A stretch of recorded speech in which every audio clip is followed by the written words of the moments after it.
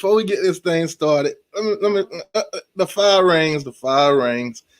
Got the black fire ring t-shirt on. Oh man, let me see who all in here before we get this thing started. I know Sergeant AR-10 is supposed to join me soon. He's a Georgia guy, so Georgia will have some kind of representation in this. But nonetheless, I'm gonna go ahead and play the controversial audio that has been released today. That's been causing chaos throughout the college football world. Nick Saban, Kirby Smart, are they cheating? That's for you guys to decide. Now, these are all accusations. These are all allegations or whatever. Nothing's been proven. T2Y is not saying that Kirby's cheating. T2Y is not saying that Nick Saban is cheating. It's up to y'all to decide. Make your own opinion, whatever. I ain't trying to influence nobody. I'm just putting out what's out there. So let me go ahead and drop the audio. So when I need cash money, I just call the chief police. And I say, hey, then it got to the mayor, and then the mayor, is fine too. I mean, like the mafia. But anyway, do you know what Kirby's doing at Georgia right now? You know why he's taking that program where he is? I think because he's a good recruiter. He is. But why do you think he's getting these kids and keeping kids in and all that stuff? Taking care of them. So he's got a guy named Hugh Nall, who lives in Albany.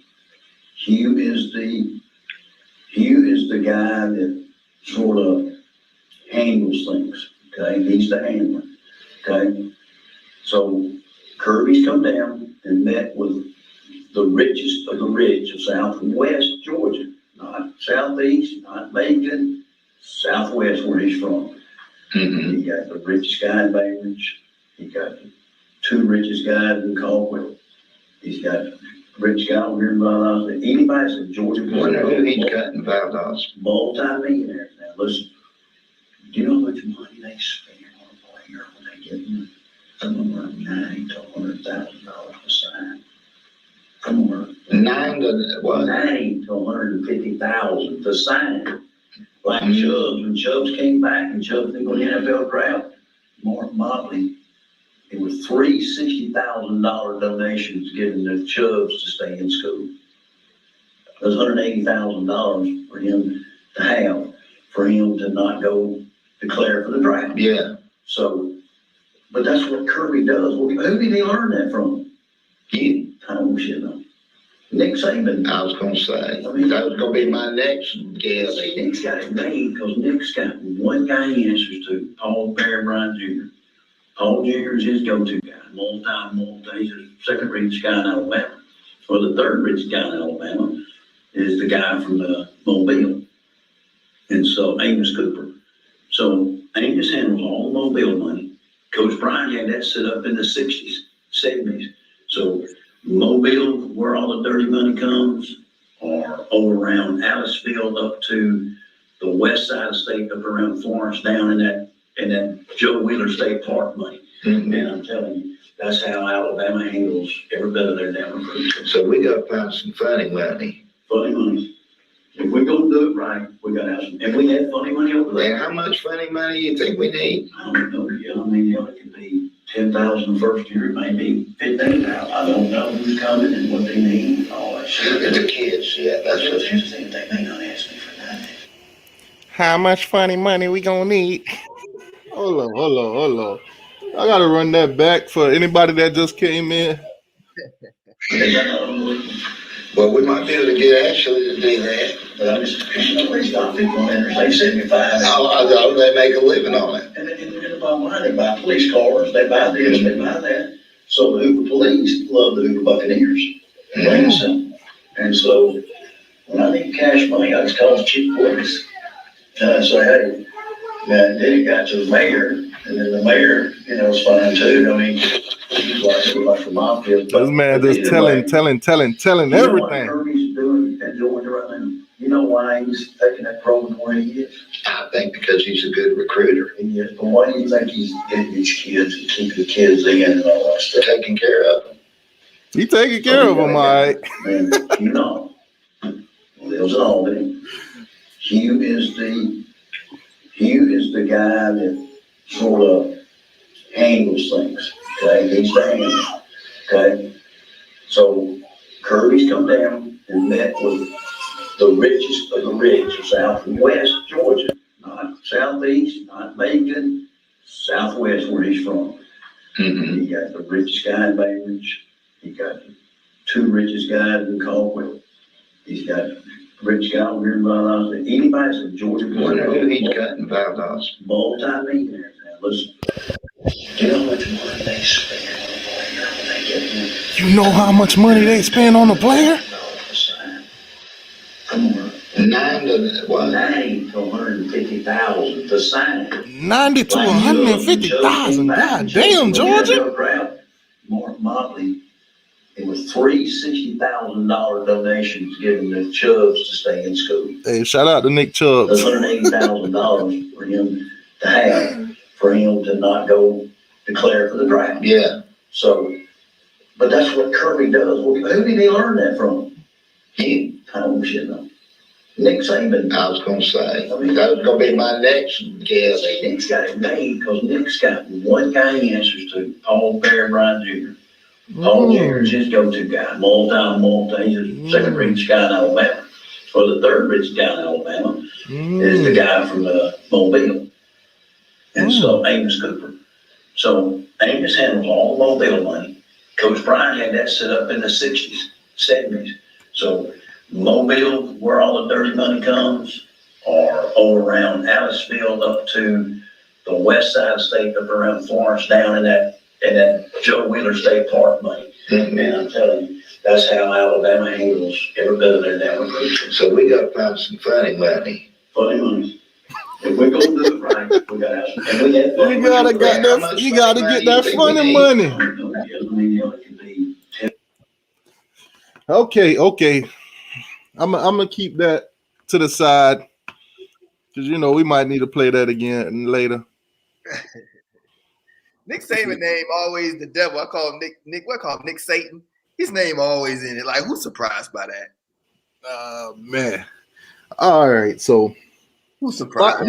My question is, a lot of people been throwing dirt and shade on this Rush guy because he got a lengthy pass now. He got a lengthy pass. They trying to figure out is his information credible. Now, what I love about this recording is he didn't know he was being recorded. You see, when people know they're being recorded or being videotaped, they tend to watch what they say. They tend to keep a lot of information out. They tend to not to say nothing. This guy didn't know he was being recorded. He didn't know he had somebody sitting right in front of him. So he just talking. Kirby buying players. Now my thing with Kirby, if this is true, this is all accusations, whatever you want to call it, assumptions, you name it. If this is true, then it kind of explains why Georgia's been in the top 5 in recruiting for so goddamn long. This is my thing though. If you're gonna cheat, do it right. Do it right, like Nick Saban. He winning it. Don't be stupid and cheat. Miami cheated, right? But y'all did win championships. I mean, you look most stupid if you cheat and don't win. That's retarded. What's the point? Like I said, I must say this. If this is true, I'm not saying it's true. But if you cheating, wait, Paul, before I even say anything, remember we had this show about 2 weeks ago? Yeah, we were talking about Georgia and cheating. We sure were. I was thinking that when we were listening to this, I was just thinking that. Sergeant AR-10 was like, we don't cheat. We don't get. And that whole show, I was like, bro, y'all just have not been caught. There's a difference between cheating and getting caught, and there's a difference between cheating and not getting caught. You got a guy that snitched on y'all, didn't even know he was snitching. That's the best snitch right there. Because his information could be said to be credible. Now, if he knew he was snitching, he knew he was telling, then we might say, okay, he might have been making up something. Yeah. But he was giving out information unwillingly. What's up, OGK? He didn't like y'all. Did he know that he was being bugged? He know? No, that's the best part about it. Who bugged him? Who bugged him? Who bugged him? Who's he talking to? I have no idea who this dude is, but it's somebody he trusts. Obviously, for him to have this conversation with this dude, he gotta trust him. And who is the guy that's talking? Who is he? Is he a coach? Who is he? Okay, so Georgia, Valdelza, whatever you want to call him. I know that name. He's the coach up there. His name is Rush Propst. Hoover. I know that name. Hoover. I know Propst. Yeah, he's well known for all kind of bad conduct. So that's what I'm saying. His information is hard to say it's credible because he got a lengthy past, but at the same time, this is information being given out without him knowing that he's giving it out. Right. It's like me and you in the locker room. It's like locker room talk, basically. like Donald Trump like to say, locker room talk. It was locker room talk, but he didn't know he was being recorded. How is ESPN? How they gonna clean this up? Like, how they gonna clean this up? Listen, I'm gonna tell you what's gonna happen. The NCAA is gonna sweep it under the rug. This is Alabama you're talking about. This is Georgia you're talking about. These are colleges that bring in the big bucks, that bring in the big ratings on TV. They're gonna sweep it under the rug. This ain't Florida State or Miami. They'll throw us the book. Yeah. They'll throw. Miami might be facing penalties for the next couple of years.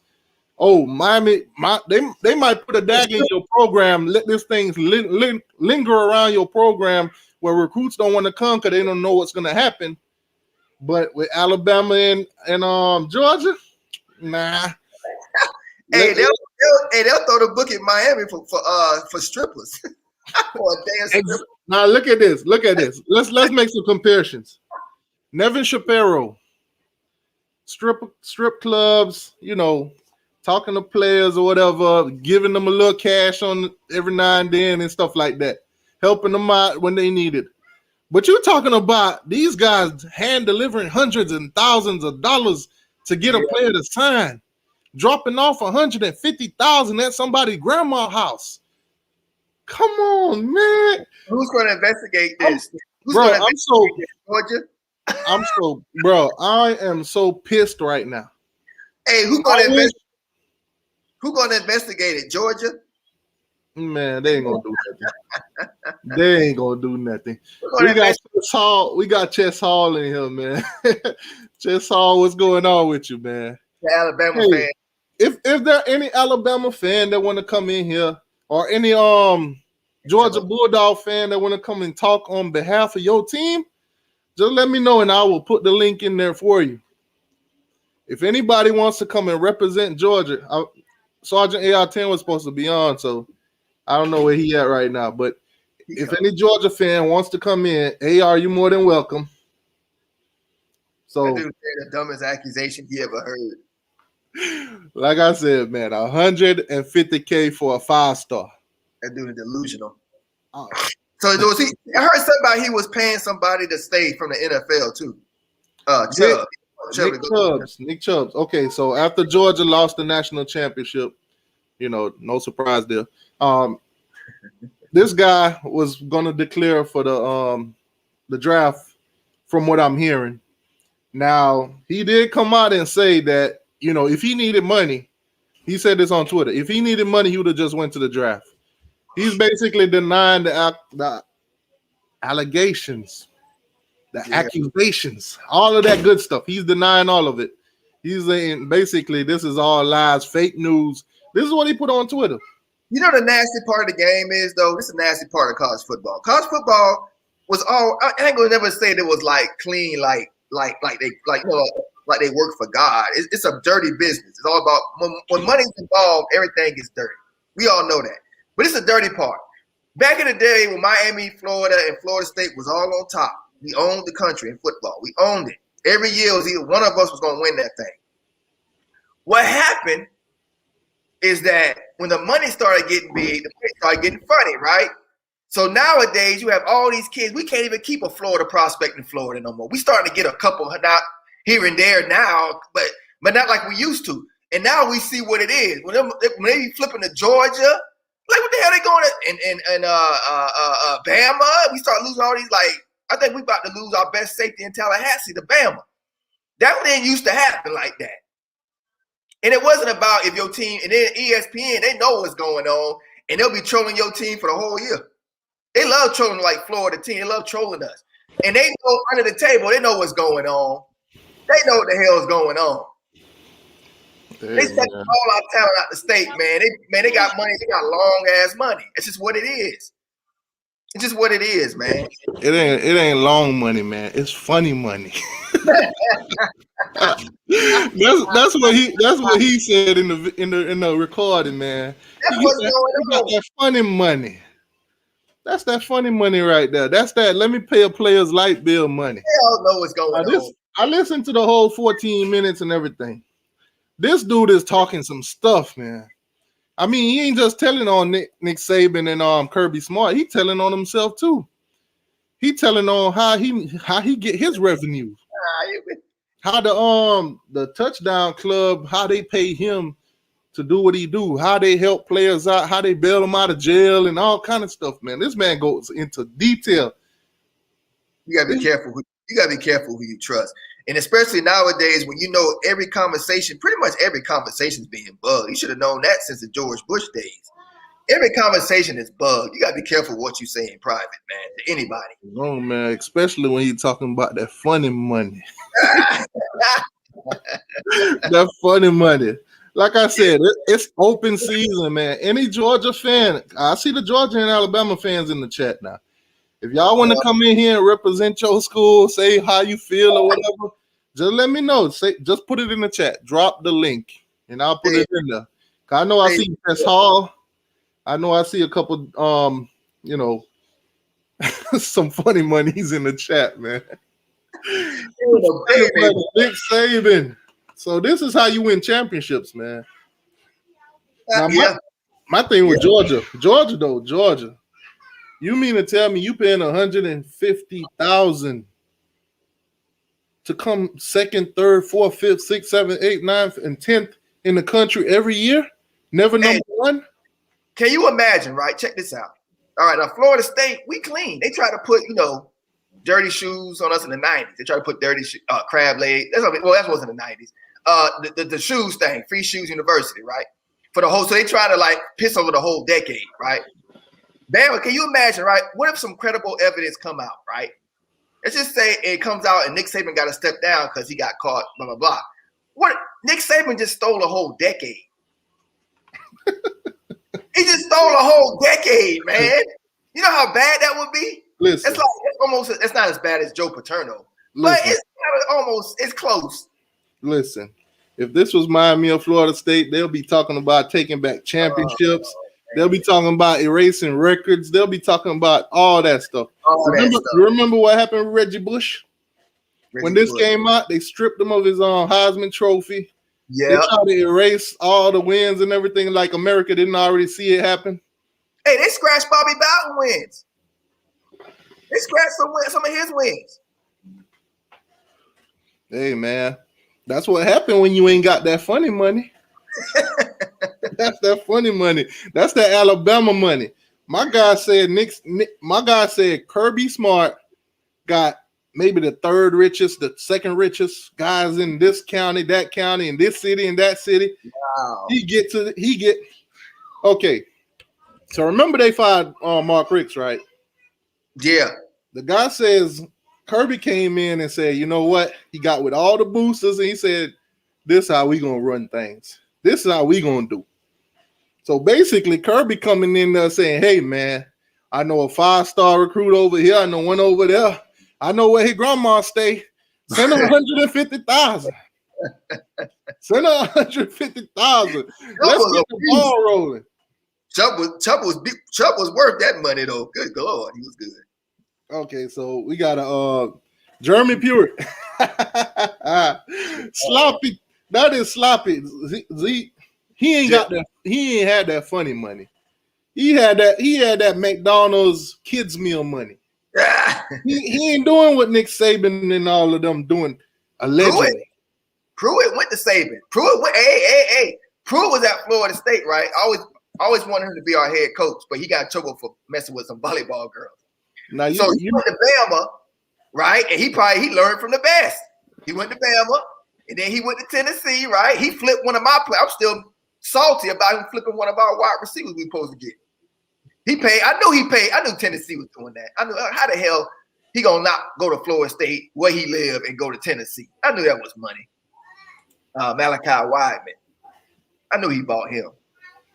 See, and that's another thing too. Look at Les Miles. Stuff coming out now. He inviting students. He invited female students, man. All this stuff coming out. He inviting female students. Yeah, when he was at LSU today, they were talking about it. How he got fired from Kansas. Mm-hmm. Basically, from allegations, whatever y'all want to call it. Well, he was pimping. Nah, he invites some chick back to his.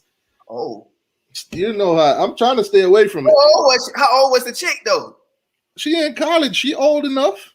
And I'm not saying underage, but how old was he? He like 50 or 60, ain't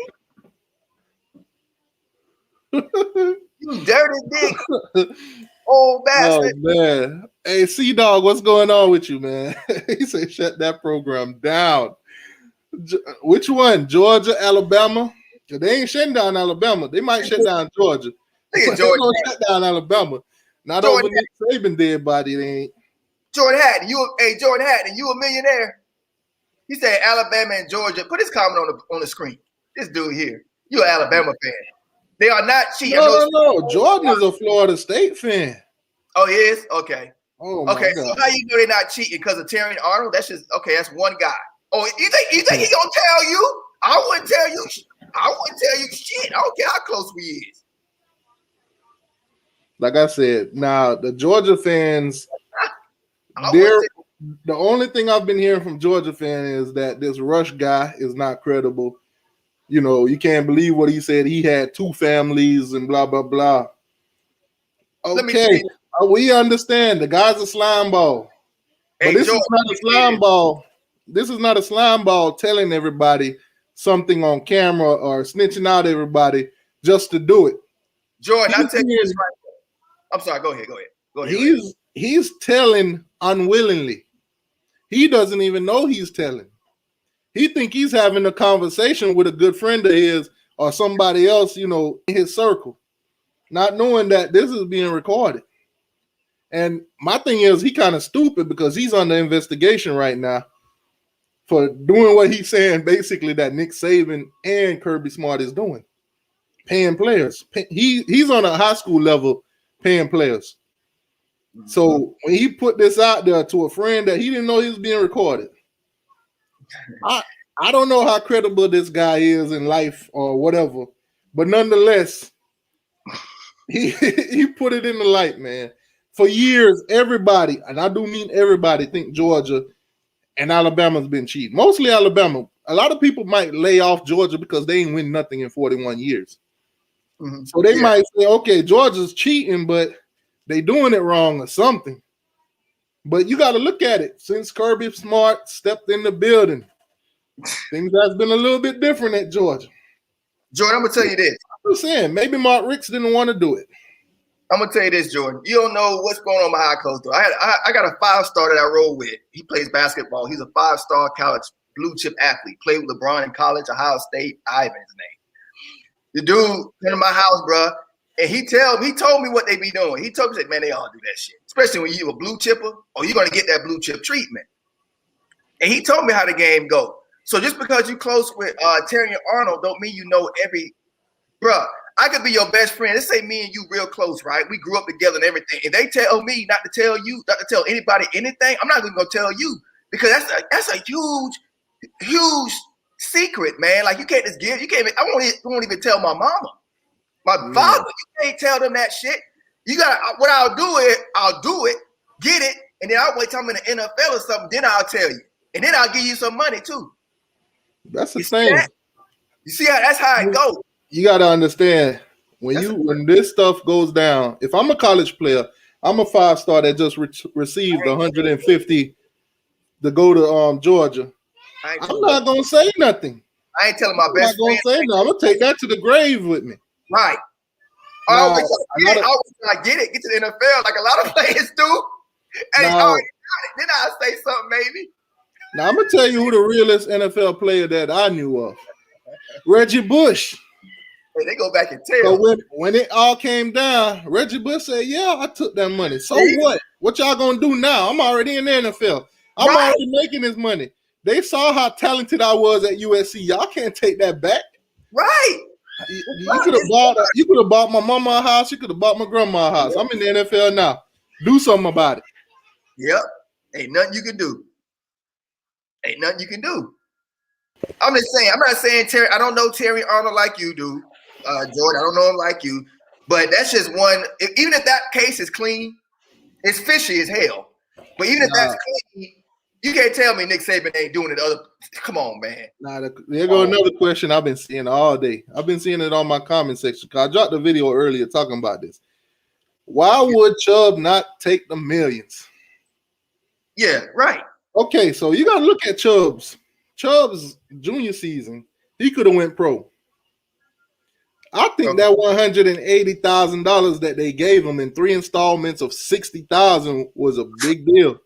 Stay at Georgia, build up your stack for the NFL draft for the next season. Right. $180,000. That's a nice incentive right there. You know my satellite ears really perked up though? Alabama, that's nothing new to me. I'm not gonna be shocked by anything that come out of that shit. Anything come out of Alabama, I'm not gonna be surprised by anything. But one thing that perked my ears up was Clemson. Oh man. I was gonna get on Clemson soon. When those 2 defensive linemen, he just won a national championship. This is fishy as shit. I mean, when they just won that national championship and they had these 2 amazing defensive linemen. I don't know who their names are. And they decided to stay and it was going to be first round, and they decided to stay in college another year? Oh, I got really suspicious. Really suspicious. Oh, man. See, the Alabama fan says what T2I is saying still makes no sense. Of course, this is not going to make sense to an Alabama fan. Right. Because your team is in it. Now, if this story came out and it was just all about Kirby Smart, nothing to do with Nick Saban in Alabama, all the Alabama fans, yup, Kirby cheating. Look at him deflecting. He deflecting the free sneakers. Look at him deflecting, waiting to go. Free sneakers. Why is it inbred elephant talking? Okay, I can do that too. There you go. The OG says 180K is 180K.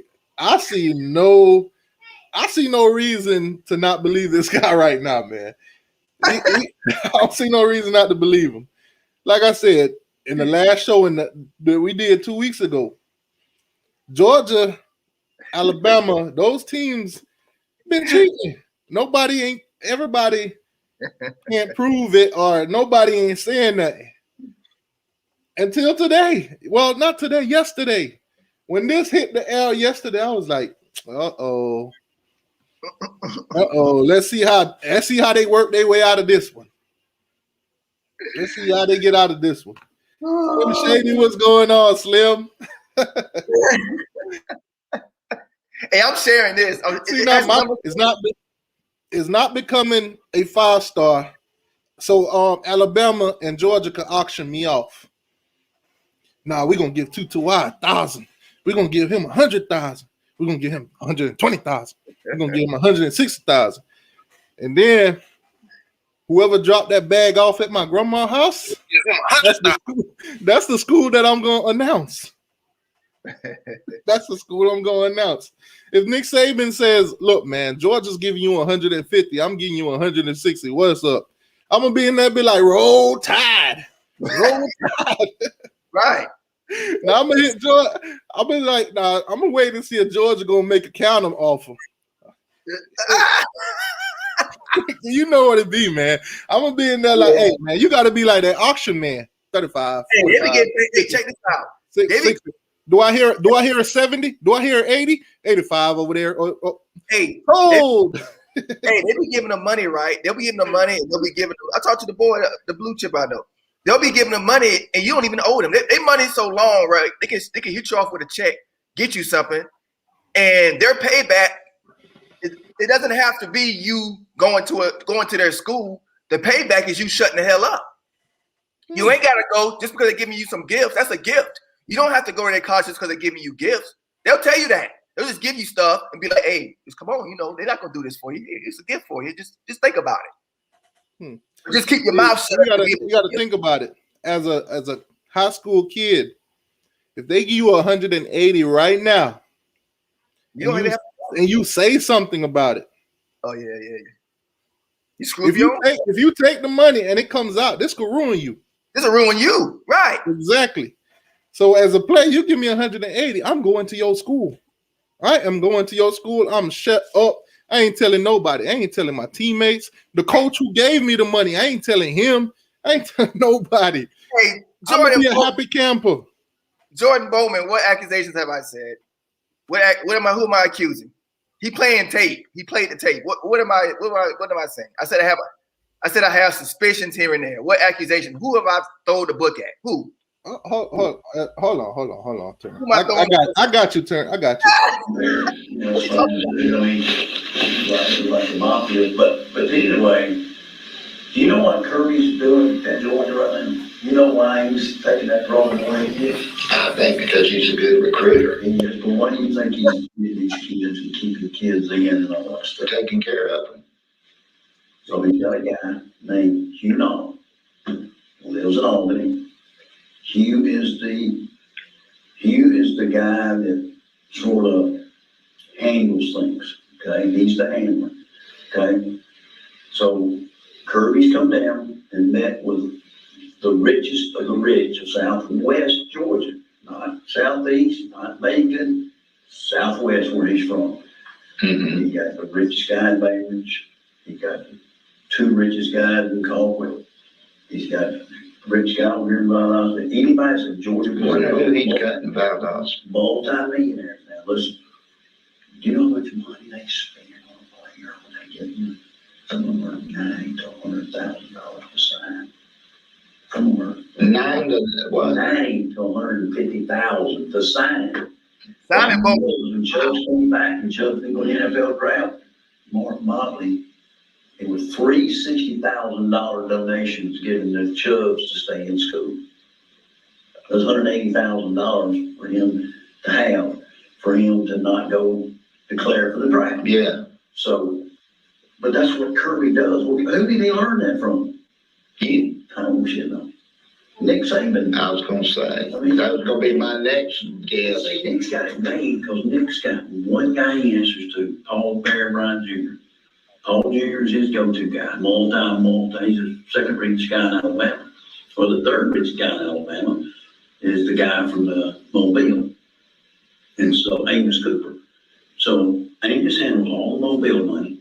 Coach Bryant had that set up in the 60s, 70s. So Mobile, where all the dirty money comes, all around Aliceville up. Hold on. He said 60,000 in 3 installments. That's $180K. So now you get paid $180K to come back to Georgia, play football, graduate too. Because if you leave that third year, he don't graduate. You just go to the draft. So you paying me to come back here to play and get my degree? $180K? Why would I turn that down? Yeah. Like I said, everybody's saying Nick Chubb is so honest. Nick Chubb is the quiet guy. He never says nothing. Oh, I get it. That's the Clemson doing. I got it. I got one. Now, hold on, Slim. Dog for Life says Clemson paid Trevor Lawrence. I don't know if that's true, but I wouldn't put it past him. Real quick, Slim Shady. Hold on, Slim. Hold on. Real quick. So that makes sense. I would do that. Now it makes sense to me because I'm always like, oh, they'll get injured Why would you risk getting injured? We can get $1 million now. No, it makes no sense because NFL, you don't know how long your career going to be. You don't know if you're going to suck. You don't know if you'll break your neck, but you always had a degree to fall back on. Oh, it makes sense now. Got it. Go ahead. What you got, Slim? It makes sense. To me, this is to all the non-Miami fans, and I'm not going to call one out in particular because there's too many to name. There's a couple that probably ain't said it, but the majority have. All I've heard is about what a scumbag this guy is. He had 2 families. He's not a credible witness. But for some reason, Nevin Shapiro, a convicted felon, is a credible witness. Okay. So when it comes to do with somebody outside of Miami, oh, you can't believe what this person has to say. But a dude making accusations from a prison cell, we can believe what he has to say. Hypocrite. Yeah. People just don't like. I traveled the world. I traveled a bit, right? And I didn't know the hate for Florida was so real. I didn't realize the hate for Florida was that bad until I left Florida and I went to the military. And I started realizing people make fun of like they hate us, like they really do. Like you can see it on the TV shows how they mock us and all that shit, how we're dumb and slow. They really hate us. So when Miami was winning like that, the nation was feeling a certain type of way. And I'm laughing because Georgia, at least Georgia's making Miami look smart because at least Miami got something to. My thing with Georgia is if you're paying players and you're not winning nothing, can you ask for a refund? Hey, this is almost as stupid as Ole Miss. Remember Ole Miss? I want to know if Paul Feinbaum is going to call for the death penalty for Alabama as quick as he did Miami. Hell no. He ain't gonna say nothing. He gonna be on hush mouth. Nope. Not a word. He gonna say nothing. Don't say nothing, Skip. Not a word, Skip. Hugh, what's that dude? Hugh, what's his name? Herb Street? Nope. Ain't saying shit. Dog say he know it's true. He's like, I'm sure it's true. You hope it's true. for one, you ain't gonna hear Stephen A. Smith say shit. He gonna keep his mouth on this one. Nope. Not an Alabama fan gonna say nothing about this. They gonna. They ain't Alabama fans. They Alabama payees. They're on the payroll. They ain't gonna say nothing, man. Now, I'm not saying how this is gonna turn out, but a lot of fans still like to bring up Nevin Shapiro, even though the NCAA couldn't prove anything he said. Nothing. That's why they got a slap on the wrist, because they couldn't prove anything. But they had to give him something because they investigated it for 2.5 years. Now, Maiden Day said, Georgia, appreciate the bag y'all gave Tariq. He took the money and slipped back to the crib. Right. Wow. Allegedly. Hey, all I know is when it comes to Miami, it ain't no alleged. These are facts. We should go straight to the death penalty. Well, by God, I'm going to call in the Paul Feinbaum show straight to the death penalty for Alabama. Shut the program down. I find it weird that the Gators did the same thing. They did the same exact stuff Miami did in the 80s with the pissing weed and letting the players still play and stuff like that. But nothing happened to the Gators. Man, you don't even have to go back to the 80s for the Gators. Hernandez was killing folks. The Chauncey twins were selling bricks. Yeah, that's what I mean. Now listen. That's what I'm talking about. We got Jordan Bowman in here. He's a Clemson fan. Let's not forget about the NCAA not caring about Clemson and their steroid issues. Oh, I remember that. All right. So, we suspended those players. But how many of those players did not get tested, though? That's the question. I remember that. It's random drug testing. Those are the only ones that got tested. If you think the rest of them on it, you're crazy. You smoking dope and dog food. Dope. Yeah, I remember that. I really don't think. If you got trace amounts, that's probably accidental ingestion or something. I don't know exactly how they got it in the system, but I'm just saying I don't believe that there's a program-wide steroid use, and considering it was an isolated incident, I don't think we would. But Dabo here's said. the problem. Here's the Dabo problem said with that. mix it up. He said they might have mixed the pills up. That's what Dabo said. Well, I don't remember what Dabo said when that happened, but That's what he said. That's what he said. I remember. Oh, hold Nope. on. we still don't know. I mean, it hasn't happened Before we since. go on, That's what he Orange and Green Blood says SMU is pissed. Now, Hey, you know SMU got the penalty. wow. SMU got the penalty. Shut the program down. If the police catch me with anything in my system, anything like that, I'm gonna say, oh yeah, I accidentally ingested this weed. Like, come on, man. Here's the problem with the NCAA though. They test for steroids. They don't do like MMA and boxing does, where they test for the chemicals that you take after you get off a cycle of steroids. And that's what fighters always get popped for. They don't never get popped for steroids. They get popped for the estrogen blockers that restart your endocrine system afterwards. Now let me ask you this, Jordan. We're outsiders here. We're not Georgia fans and we're not Alabama fans. The whole accusation, allegations, whatever you want to call it, that this guy is saying we're being recorded, not knowing he's being recorded. What's your thoughts on this, man? I think that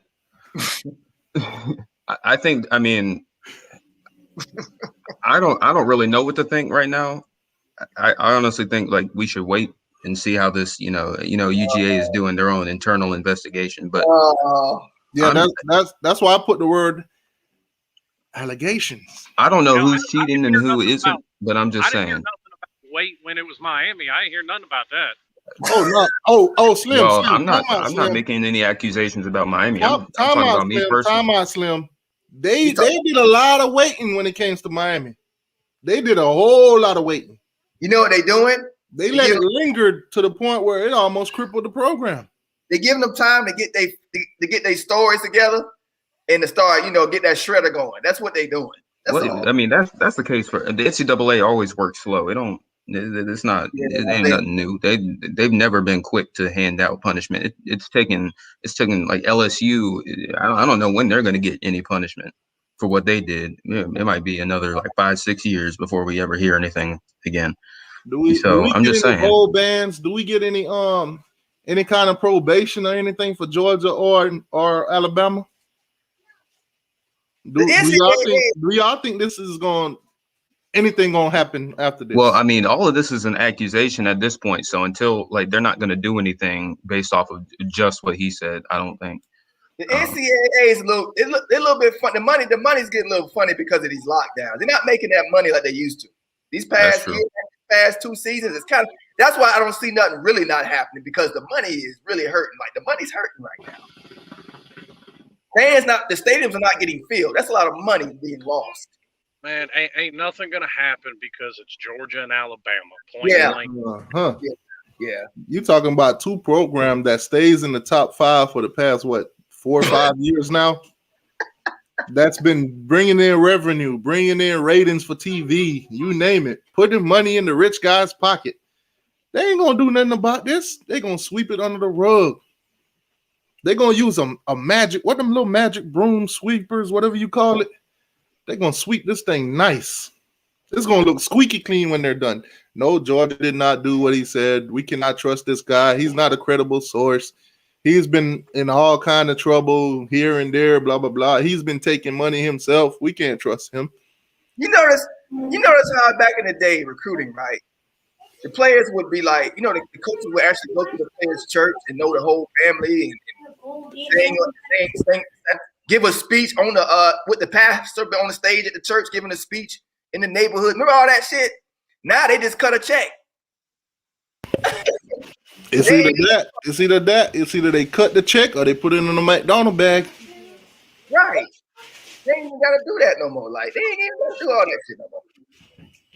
Like I said, when it comes to big names like a Alabama and a Georgia, this is gonna get swept under the rug.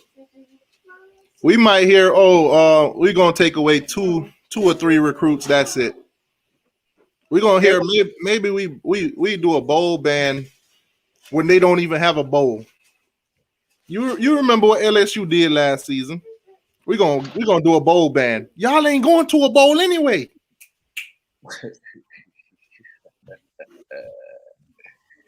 Wow. Now this would have been FSU, Miami. Whoo, man, they would have shut it down already. Yeah, we'd be burned out. We'd be burned out. They'd have told all our kids, "Hey, man, go ahead and hit the transfer portal. Go somewhere else. Maybe Alabama, maybe Georgia." Yep. Now I will be consistent about this. I've said the same thing in the past about similar situations. I don't think Kirby Smart or Nick Saban probably have any kind of direct knowledge of it, because the simple fact of the matter is coaches come and go, boosters. Yeah. Boosters stay. This is my thing though, right? This tells me everything about the situation with Jameis Winston. Like, who gives a shit about where he was putting his tools and how he was using it? If he get how's that connected to the university? If he gets whatever happens to him, whatever. They were trying to take him out of his game so we wouldn't win. That's all. That's what ESPN was doing. That was trolling so we could be taking us out of our game. We were winning too much. That's what it was. Because they're not even going to touch this. This is way worse. But they're not going to even talk about it. They're not going to bring it up. They won't even bring it up. See, my thing is, if you're a player getting paid, just like the comment said, if you never had the feeling of being a slave to an institution and a scholarship, you wouldn't understand. I'm happy them boys getting paid. No, that's not the point. I'm not. Now let me say this, Turn. That's fine. Let me say hang this. on, because that's not exactly accurate either. This isn't 20 years ago. These kids nowadays get a $2,000, $2,500 a month stipend from the NCAA. So they're getting paid anyway. Okay. Why would I be satisfied with $2,000 and something dollars when I could get 180? I'm not debating that. I'm just saying as far as we could drop the notion that players aren't being paid altogether because they're getting money from the NCAA. Nick Chubbs, don't go in the NFL draft right now. Come back, make your stacks better, and guess what? We got a little stack for you too. Hey, Brandon, we're going to make it worth your while for this year. Trust me. Brandon, we're not even talking about the kids. Me, myself, personally, I would take the bag too. I'm not talking about that. I would take it in a heartbeat. I'm talking about how the SEC are hypocrites. ESPN and them, watch how they Listen, Turn. If Florida State called me up and say, "Hey, man, $180K, we want you on campus," you know what? I'm gonna be up on that bit like, no blood, raw. Right. We ain't talking about the kids. We ain't talking about poor. These are poor kids. These are from poor areas generally. Usually from poor areas. Now, of course, take the money. Now you got Georgia fans. Oh, Nick, this is a quiet kid. He's never been in trouble. He's never said nothing. He's been good. Okay, he's good at being quiet. He's good at staying out of the limelight. He's not drawing any attention to himself. He's a smart kid. You know what? Willis McGahee was quiet too when NCAA come knocking on his door. He ain't had nothing to say. Exactly. You know how many kids are loyal to the program that helped them out, that gave them that money. Yeah. This guy doesn't just go in high school level too, where they're paying players late bills. They'll get the boosters to drop money off to give it to somebody else to drop it off so it don't come back to them. You're talking about a coach here that's saying they're paying his wife's salary. You're talking about bailing players out of jail and stuff like that. Hand the money to a family member so they could go bail them out so it don't get traced back to us. Hang on. This dude, Matty Sims, that's exactly the point I'm making. He's talking about this dude had 2 families, didn't even know about each other. He's one of the most unethical people you could ever meet. But so was Nevin Shapiro. And the very next morning, ESPN's headline was death penalty for Miami. Now let me ask Ask all the Georgia and all the Alabama fans this. He's too Is bad. this on the headlines on ESPN? Or Yeah. is Feinbaum Yeah. talking about this right now? Well, not He had Feinbaum. that much- he But had I that mean, it's much- making headlines. I mean, it wouldn't be a big story if it wasn't making headlines. See, every other news source picked it up. I'm waiting on ESPN. He had that much money. He had 2 separate families. Wow. My guy was living a double life, man. Wow, that's a lot of money, bro. I don't know how he did it, but hey, kudos to I him. know how he did it. If you can have 2 families and they don't know about each other, this You dude is a modern day Houdini. Ah! Abracadabra, I'm at my other house. Alakazam, I'm back at my other house. We one big happy family. Man, he just a Donald Trump. You think Donald Trump ain't got some other family somewhere else around the world? Like, come on. That's why I tell the fans, you gotta put it in perspective like Donald Trump. When Donald Trump talk about grab her by the, grab her by the pussy, that was locker room talk.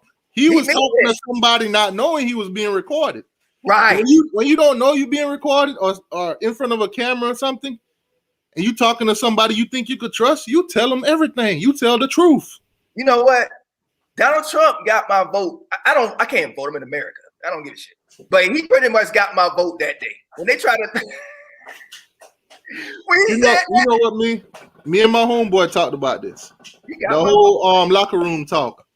I'm like, you just made this man seem like he's human. Right. He does the same thing that we do. Because when we get around each other, what we talk about? Everything. Right. All that stuff. We talk like we free. He got my vote that day. Like, I like this guy. How's this making him look bad? Like I said, I don't know how true this is or whatever. Nonetheless, I believe him. I believe him. Now, can they prove what he's saying is true? That's up to them. But from hearing him and just talking like it's a regular conversation you're having with a buddy, I believe him. If he knew Buddy was recording, we would have never heard none of this. Because I'll be perfectly honest, as a Miami fan, I think everything David Shapiro alleged was probably the truth. But it's not what you know; it's what you can prove. Exactly. Our governor today, I laughed too. Our governor today slipped down some stairs in Australia. Our governor, he slipped down some stairs and broke 3 of his ribs and twisted his vertebrae yesterday. But go ahead. When you look at it, going to Alabama now, he's saying that this system they've been running been set up since the 60s. That's what I thought I heard that. Since the 60s, they got a bank to clear all the money. You watch the show Power? Yeah. Alabama is ghost. Alabama is ghost. I thought I heard that since the 60s. Alabama is ghost, bro. He's clearing the money through laundromats and all kind of stuff on Power. Alabama got a little bank on the side. They're clearing all the recruit money. Just a year ago, it was said that they by the players, they said it was true. The NFL players said they would sign an autographs and then sell it, and then the money would go to the players, something like that. It would sign their stuff and they would sell it online or something. Man, what Alabama doing is way beyond that. They professional. This is some mafia. I'm telling you, this is some mafia type shit that Alabama's been doing. 60s. He did say that. He did say 60s. I thought I heard that. If it wasn't for the fact that Philip Fulmer, the head coach of Tennessee at the time, got some evidence and snitched on Alabama, the NCAA wouldn't have done nothing to them in 2001 when they got caught paying Albert Means. Man. Now, I must say this. Georgia stayed clean for how long now? They stayed away from the headlines. They stay away from everything. You hear a little shoe incidents or player sign a shoe. If the kid wants to go to any school or whatever, he got to pay $110 for some shoe. We heard about that. But when you're talking about $150K delivered to your grandma's house with a little paper or something that said, "Hey, come play for Georgia. We got you." Look at that. Look at that on a whole different level now. You Look at that notice shit. none of this started until after Mark Richt left Georgia too, right? That's what I said earlier in the video. I was like, you know what? I don't know if Mark Richt had nothing to do with this, but maybe that's the reason why they got him out of there, because he didn't want to be a part of nothing like that. Maybe that's why when Kirby came in, all of a sudden they getting top 5 classes out of nowhere. Can't win nothing, but they getting the classes. So my thing now is Alabama's paying, you're paying, but Alabama's winning and you're not. Do you keep receipts? Do you ask for refunds? Because if you're paying all this money and you can't win nothing, you wasting money. Right. Well, Yeah. and see, I had a feeling a couple years ago some of this went deeper, because you remember when all that went down, all that mess at Ole Miss went down with Laramie Tunsil, and then they started getting into Ole Miss. There was a player at Ole Miss that admitted that he took money from 4 different schools.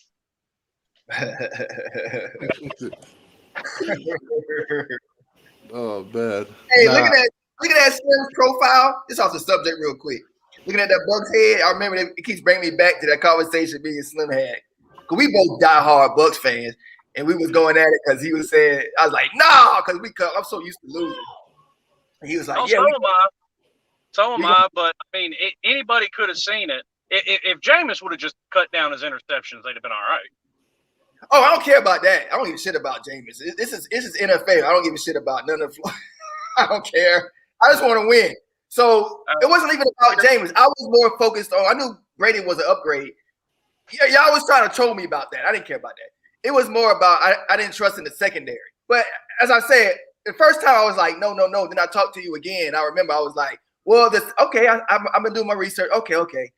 But it was all on the secondary. I knew it was gonna be on the secondary. In the secondary, yeah, fuck. And they stepped up. And they're talking about adding Richard Sherman to it. He's a free agent looking for some ring. Yeah, come get a ring. And just like with the secondary, and the Bucks fans, I was giving hell to who's that guy that was doing the drafts? What's his name in charge of that? What's his name? We was mad about his picks all the time. I remember. What's his name? The GM of Tampa. The GM. What's his name? Rob something. The Bucks. Maybe it's the wrong guy. He's the one that does all the drafts. The Bucks are always giving him hell. Stupid pick. We should have got Dalvin Cook. We should have got. Hey, all the Bucks fans, they need to give him an apology. I know winning Super Bowl is the biggest FU he can give everybody anyway. That's why he don't have to say anything. Winning Super Bowl. Let's jump a little bit ahead. Clemson, Ohio State. So we got it. Those are the other teams that I think sooner or later gonna be making the limelight. Mm-hmm. Especially Ohio State. I've made this point with Jordan Bowman before. We still don't even – Ohio State may go down on their own accord because we still don't know if Ryan Day is going to be a good head coach or not. Because you have to look at the fact that he was – day one, he was handed a playoff caliber team, and then Justin Fields was dropped in his lap on a silver platter. Right. So he hasn't had to do a whole lot yet. I'm not saying he won't be a good head coach. All I'm saying is he hasn't proved it yet. He hasn't done it long enough, yada, yada, yada. And I know he's a great offensive coordinator. Can't doubt that. But there are plenty of great coordinators that don't make good coaches, Will Muschamp. Now, let me ask this, Lou. If this comes out that all of this that this guy is saying is true, is proven true, what do you think they should do to Alabama and Georgia? Death penalty. What's your thoughts? Well, I mean, they haven't given out the death penalty since SMU, so I don't think that would happen. They didn't give the death penalty to Miami. I don't. They couldn't prove anything with Miami, though. That's why. If they could have proved a fraction of what was accused, to drop the death penalty on us. But I don't believe that. The NCAA has been scared. They saw what the death penalty did to SMU, and they've been scared ever since to use it. And I think that's part of the reason why, like, you hear about all these cheating scandals, and they don't the punishments don't seem like they match the crime. It's because the NCAA is terrified to do it, because SMU's program was demolished pretty much, and they're only just now recovering in the last 10 or so years. Now, to your point, you may be right, because, and here's where I think you might be right, because programs like Miami, like Alabama, like Georgia are much bigger name brand programs than SMU ever was, even at their height. Now, me personally, I don't see them giving Georgia or Alabama the death penalty. No. I don't think any program ever. I don't think it matters what program it is. I don't see any program ever getting the death penalty ever. If it was a group of 5 or one of those little name schools, they'll give them the death penalty. No, they won't. That would because they could. I mean, those smaller schools can barely afford their football program as it is. I don't believe any program is getting the death penalty. They didn't even give Penn State the death penalty. They was molested. No, and that probably deserved the death penalty. What Penn State was covering up, right? With the Sandusky and all that probably deserved the death penalty, and they didn't give it to them. Nobody's getting the death penalty. Oh, okay. So if they didn't give it to Baylor or Penn State, I'm not sure that they're actually going to give it to anyone. Yeah. Oh, Baylor too. That's a good point with Art Briles and all that. Okay. So no death penalty. So what would be the next punishment in line then? How long do you give these sanctions? How many bowl bans do they get? How many years of punishment do they take? From who? Georgia or Bama or both? You saying both? Both. I'm saying both. They're in the same water right now. I would say something equivalent to what Miami got for not even paying players. The only thing has ever got Miami on was in 1995.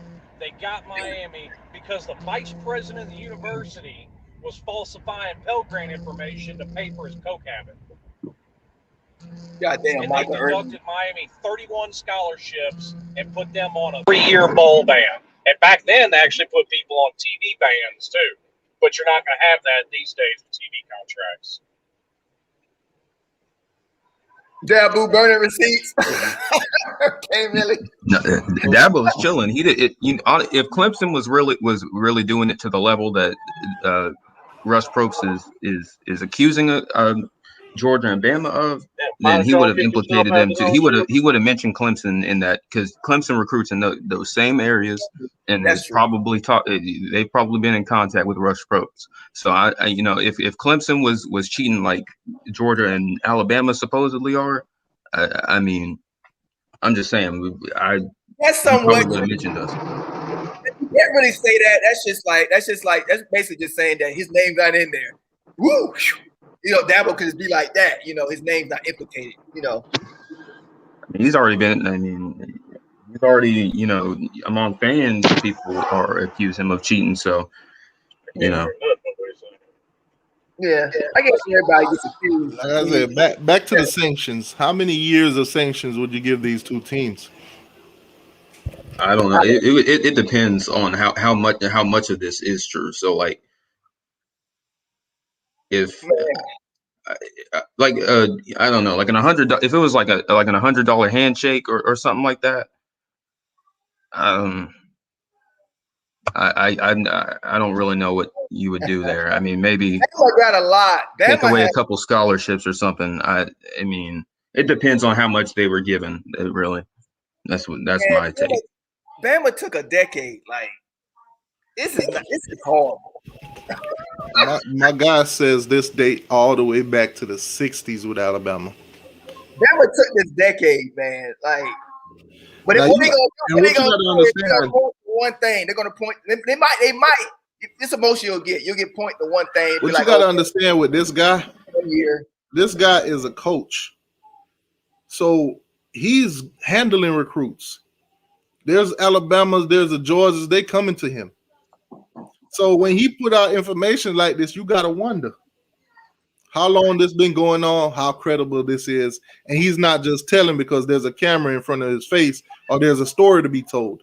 He's being recorded without him knowing. I think Nick Saban. I think once Nick Saban leaves, they might get hit with something. Somebody say in the chat, and that makes a lot of sense. Once he leaves, it might just hit him up then, because it's not gonna mean nothing. Because everybody know they're gonna fall off once Saban leaves. He ain't got much longer there anyway. And once he leaves, they're gonna fall off, and then they might hit him with some stuff. That's what they do, right? Listen, They'll probably hit him up. listen. If what this guy is saying is true, when Saban leave, Alabama is not falling off. They got banks behind them. They got banks behind them. I don't know. Whoever the next head coach at Alabama, they're gonna teach him the same system. I don't know. Kirby Smart was able to take this system to Georgia. It wasn't like that before Nick Saban. No, they wasn't winning like that before Saban. They was losing all through the 90s. They was losing. They've had 2 20-year droughts since the 60s. See, they ain't do shit before That's Saban. what I'm saying. You got Saban coming in. He knows this system. They gave him this system. Hey, we got money, man. Let's build this program. He can coach. I'm not taking away. Saban can coach, man. I don't like the sideways stuff he be doing, but he can coach. So you can't take that away. You can't take that away because I'm telling you, you can't take that away. Because once he leaves, you don't know. Just because you're getting players don't mean you're gonna win. Listen, Turk. If you gave me all the money in the world to buy all the 5 stars and I'm a shitty coach, I will still look good because I got too much talent not to look good. I've seen it. I disagree with that because look at Ohio State as soon as Kim Trussell was going. Right. What y'all jumping over is Alabama with Nick Saban. Nick Saban is a good coach. So this staying and getting all the best talent, it fits him. That's what I'm saying. But if he's a bad coach, it don't matter who you get. It don't matter. Okay, case in point, you had the same kind of money and the same kind of talent at Miami in 2003. But Larry Coker wasn't able to win with it because he just wasn't that good of a coach. Right. It's not promised that Bama's going to fall off. They're going to fall. He's the head. He's the head of the dragon. You cut off the head, the body falls. He's the head of it. I mean, for the longest time, people thought Nebraska was never going to fall, and they did. Right. Nebraska probably seeing this report today and be like, damn, we was only paying 80. Hey, the Florida schools can definitely come up off. I hope we come up off of this. We're losing too much talent to them schools in the first place. Now, so, look at all the championship runs that for the last 20 years. The SEC owned basically almost all of it. How many SEC schools is a part of this? How many of them? Some of that. Well, here's the thing though. Some of that's just luck of the draw. You put Cam Newton on any mediocre team, and all of a sudden they got a shot. You put Tim Tebow on any mediocre team, all of a sudden they got a shot. You buy all the some of that is getting. You buy all the 5 stars and put them on the team. You definitely got a shot. Well, and the point, Tim Tebow, his final 2 were Alabama and Florida, and he picked Florida over Alabama. Well, say it again. I will listen. Say it again. I said, case in point was Tim Tebow's final 2 was Florida and Alabama, and he picked Florida over Alabama.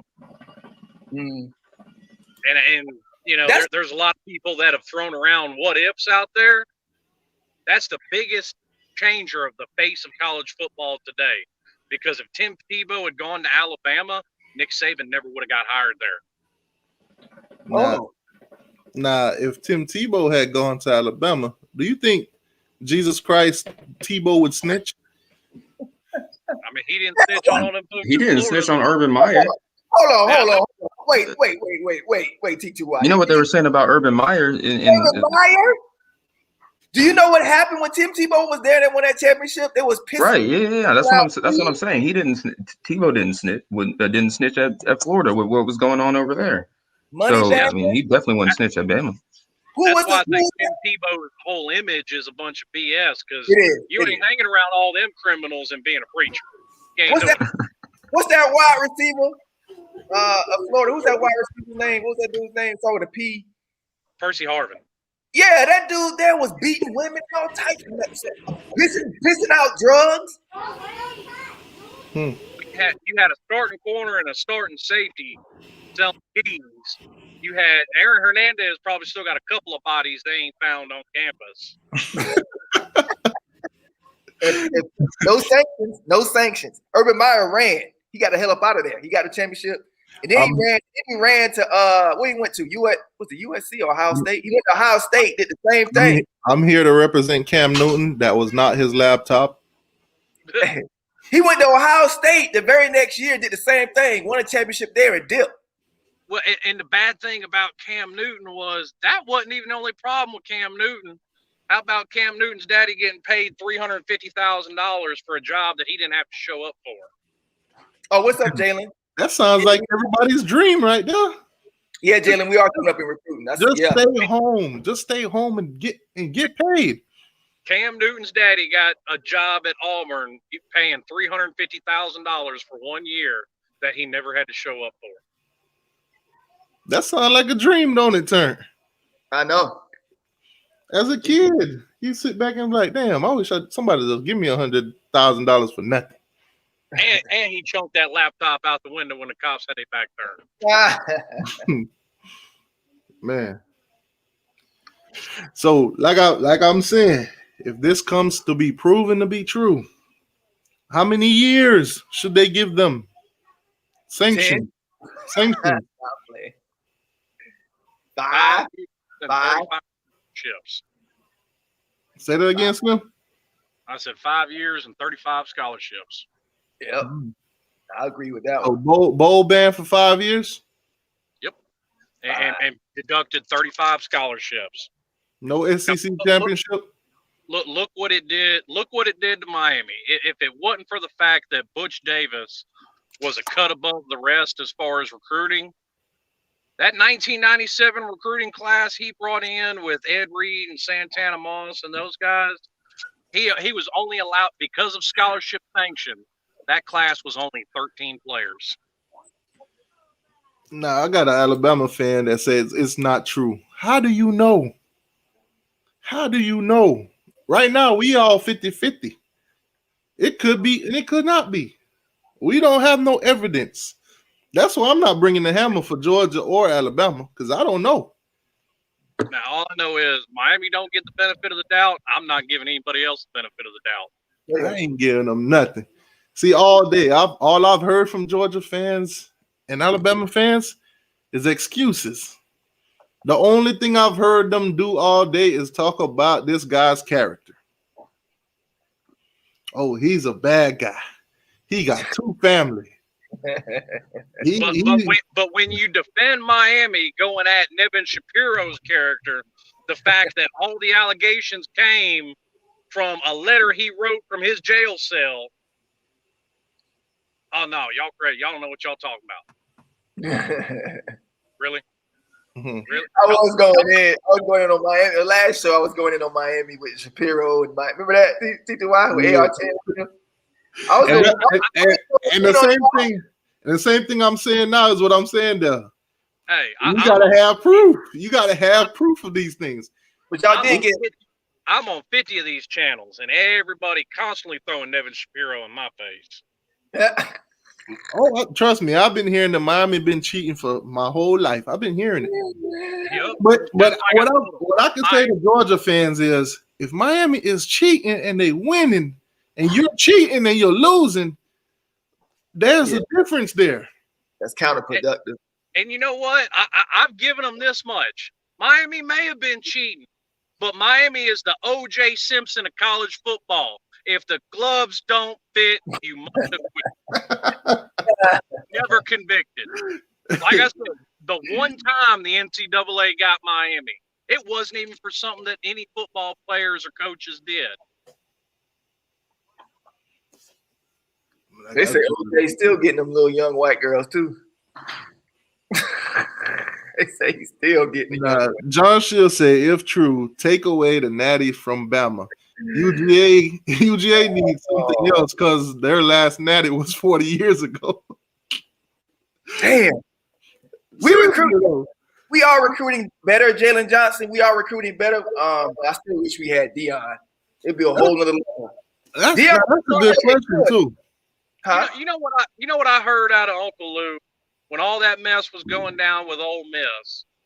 All I heard out of him was, "How you gonna pay players and still lose?" Well, hey, Georgia, how Ain't you that gonna pay ironic? players and still lose? Ain't that ironic? Yeah. Now, I must say this too. I watched Uncle Lou video before I got home. I watched him talk about Rush, and I listened and I laughed. And I just sat back because I'm watching I'm not really watching, but I'm listening in the car to what he's saying about Rush. And I'm like, I don't know what you talking about, Lou. I don't care what you saying right now, but we finna eat this up. We finna eat this up. This is not gonna go away. We're not gonna sit back and be silent and let it go away. We're gonna talk about it. We're gonna keep bringing it up. Hey, put Dogs for Life comment up there on the screen. Dogs for Life. I can talk about what the hell I want to talk about. But first of all, well, why is a Florida State fan talking like your team can compete with us? Let's look at the history of these two schools. Shall we compare the history of these two schools? Now let me say this before you do. Really, you're gonna go because today you got these players. Okay, now, let me say this before you get Adam turn. Let me say this. Are you kidding me? I think if Florida State was dropping off 150,000 to somebody's grandma's house, they'd be competing too. I think they'll be competing too. Check this out. Since you want to talk about Florida State, let's talk about Alabama, your daddy, okay? When the last time you won the SEC, right? First of all, we're not in the same conference with y'all, first of all. I'm pretty sure we were on the record with y'all through the history of us playing y'all. But let's talk about the SEC. What have y'all done in the past, I don't know, 40 years? What have you done in the SEC? Where you should be chirping and running your mouth about some other school. You haven't done anything. Shut the hell up. Well, no, they did something. They got a streak of losing to backup quarterbacks. This is what I've always told Georgia fans. Since you've been in the SEC, you're raving and hollering how the SEC is the best conference. This, that, and the third. We win all the natties. Don't say we when you say natties. Right. Say Alabama, say Florida, say LSU, and even Auburn. Those are the four teams that actually win championships. Even Tennessee got one or two. Tennessee got one in what? Was that 98? I think it was 98. Or was that 95? One of them years they won a championship. It was 98. First 98. year. Yeah. What have you guys done? Separate yourself from the SEC. Because you ain't winning nothing. Yeah, You're not a part of it. When you agree, said if Florida State was paying like Georgia, we would have 8 titles. It's funny because it's true. It's funny because it's true. John said SEC by the natties. It's like, I swear, it's like the SEC teams get in the room, man, and they just have an auction. Who got the most money today to win this, to get the title for the SEC this year? Vanderbilt, as soon as they raise their hand, somebody outbid them. They all right. We ain't got no money. We out. Kentucky and all them other schools. All right, we'll wait for basketball season. But Georgia, you got if you had to name 5 teams in the SEC that could compete for championships each and every year, you got to say Alabama, Georgia, LSU, Auburn, and Florida. Those are the 5 you're gonna say. You're not going to put any of the other teams on it. You're not going to say Mississippi, Ole Miss. You're not going to say Tennessee right now. I mean, even look at Tennessee. What's going on in Tennessee? They're facing all these sanctions and stuff. So I'm pretty sure Arkansas ain't won a national title since Jerry Jones was playing on a team. Exactly. So you got those 5 teams that's going to be the bidder for a championship in the SEC. The other teams ain't no time soon. But you got a team in Georgia that get the top recruits year in. Top 5. That top 5 win class every year Kirby Smart's been there. And now, like I said, knowing that, I gotta question what the guy is saying. He said that when Kirby came in, Kirby got with the boosters and said, "This is how we gonna do this. We gonna pay. We gonna pay for them players." So when you say that, it's like I gotta start questioning whether he's telling the truth or not. But I gotta kind of weigh in on his side because the facts are there. Kirby came in, and all of a sudden, Georgia ain't never been out of the top 5 in recruiting. Where's AR10? Why is AR10 not in? Hey, You know why? I told him to be here at 6 now. He was. He was in the comment section earlier, but he's gone MIA. Uh-oh. Hey, if you listening, AR, you could come in and defend your team, man. I'll put the link in there for you. I came in here to defend my team, and Clemson wasn't even mentioned. Y'all was mentioning the title, but we didn't get nothing on y'all. We just had y'all as a question mark. When it comes down to it, really and truly, nobody can defend their team because this happens at every big time school in the nation. Slim. Perfect. What you just said, perfect. When I said that 2 weeks ago, nah, man, Georgia don't cheat. Georgia don't cheat. Georgia don't pay players, man. I was playing with you. Not you. Sergeant told me that. Nah, man, we don't cheat. We don't do none of that. We don't cheat, so we don't get caught. And I'm like, okay, we just gonna sit back. You was their turn. I Googled all this stuff on Georgia. Couldn't find nothing. You know why I couldn't find that? Because these guys are good at what they do. They are great at what they do. Check out this comment. I shared this link, this YouTube link. The chats are going off in the on the Florida State fan pages. They're like, if you're not, this one person said, if you're not winning. Everyone knows this. It hasn't been about being good at recruiting on football. It's been about who's the best at getting away with it without getting caught. Saban is a genius and not getting caught, and that's all smart. Learn from him. Uh-oh. CJ Spiller got a real nice check to go to Clemson. He was all set to go to Florida State. I remember that. Hey, Dabo wasn't even coach then. That was Tommy Bowden. You see Florida State coming up on recruitment, right? Uh-oh. Norville got a little bag. Hey, we jumping up pretty fast. Hey, well, I mean, I could say the same thing about Dalvin Cook. Dalvin Cook was committed to Clemson, and then he flipped to Florida, and then he flipped to FSU. I mean, hell, Dalvin Cook should have been in Miami, but we all know what happened to Miami. Yeah. We was facing so many sanctions. Nobody believed in us. Yeah, that was all these recruit top guys didn't know where our program was gonna go because they had sanctions hanging over our heads. That's a bad hit. All you saw on the news for Miami for 2.5 years was death penalty. That's all you saw. And every school in the nation used that to recruit against them.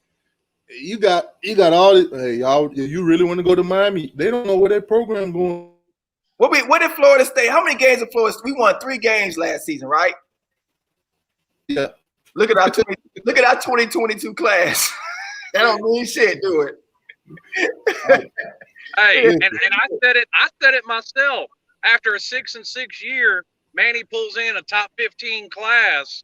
At the time, that was a minor miracle, but I'm thinking in the back of my head, who's he flipping it back to? Actually, we're a top 10 class now because we just got running back Cody Brown out of Georgia. Well, no, I'm talking about the first one Manny brought in. Oh, the 2020. It would have been the 2019 class. Yeah, 2019. You're right. After that 6-6 season, and Manny managed a top 15 class. I ain't saying it out loud, not to this group of hyenas, but I'm sitting there saying, damn, that's a miracle. He must be a hell of a recruiter. And I'm sitting there, who he's slipping back to? Hey, man. Come to Georgia, get your bag, and go to the NFL. Georgia fan, go Dogs, man. Even Uncle Lou, y'all not winning that championship. Not with that 1955 offense. Ain't no way in hell, y'all. Now the video I dropped earlier, a Georgia fan came in there, and the Georgia fan said he don't care nothing about 2017. Alabama bought out the refs, and that's why they didn't win. So he don't care nothing about nobody saying 1980. They won in 2017. So my response to him was, if Alabama was paying the refs, y'all should have paid the refs a little bit more. No. Alabama didn't have to pay the refs. Kirby won it for them by putting old Jack Rome out there on the field. My point was, He's a moron. my point with him was, everybody always saying somebody paying the refs. Somebody paying the refs. Miami got hit with the refs in the Ohio State game. We had to deal with it. We all know what happened, but nonetheless. Hey, after the Super Bowl, damn, what's his name? Who's that quarterback from Kansas City? I'm drawing a blank. Patrick Mahomes. Pat Mahomes' mom put out on Twitter, it's a shame that you had to pay off the refs to win, and tweeted that out to Tom Brady's wife. Come on, man. Wow. Hurricane Miller says every Georgia player riding around Athens in a Hellcat. Why is it that every time these kids go to college, all of a sudden they got a Dodge vehicle? Right. I want to touch on that. I want to touch on that Patrick Mahomes thing. Which booster is at Georgia that works with the dealership for Dodge that's giving these players these cars? And nobody ain't saying that. I'm just saying. Patrick Mahomes, right? When we was watching the Super Bowl, the fans, when we was watching, me and TTY, a few whoever else was there, the fans were being really disrespectful to Tom Brady about watch the comeback miracle. He's the best. Like, I'm like, no, he's not. Brady showed y'all who's the best, who's the GOAT, who the quarterback is. That was proven to me. With Georgia, like with the Chiefs, and you've seen it now 2 years in a row with the Chiefs. The Chiefs look great during the season. They look like dog shit in the postseason. That's all there is to it. Brady has the best record in the postseason. That's all that counts. That's the only thing that matters. When I look back, I was putting too much. I learned a lot about football last year. Because I don't really watch. If the Bucs suck, I don't watch much NFL. This is how I am. I can't watch it.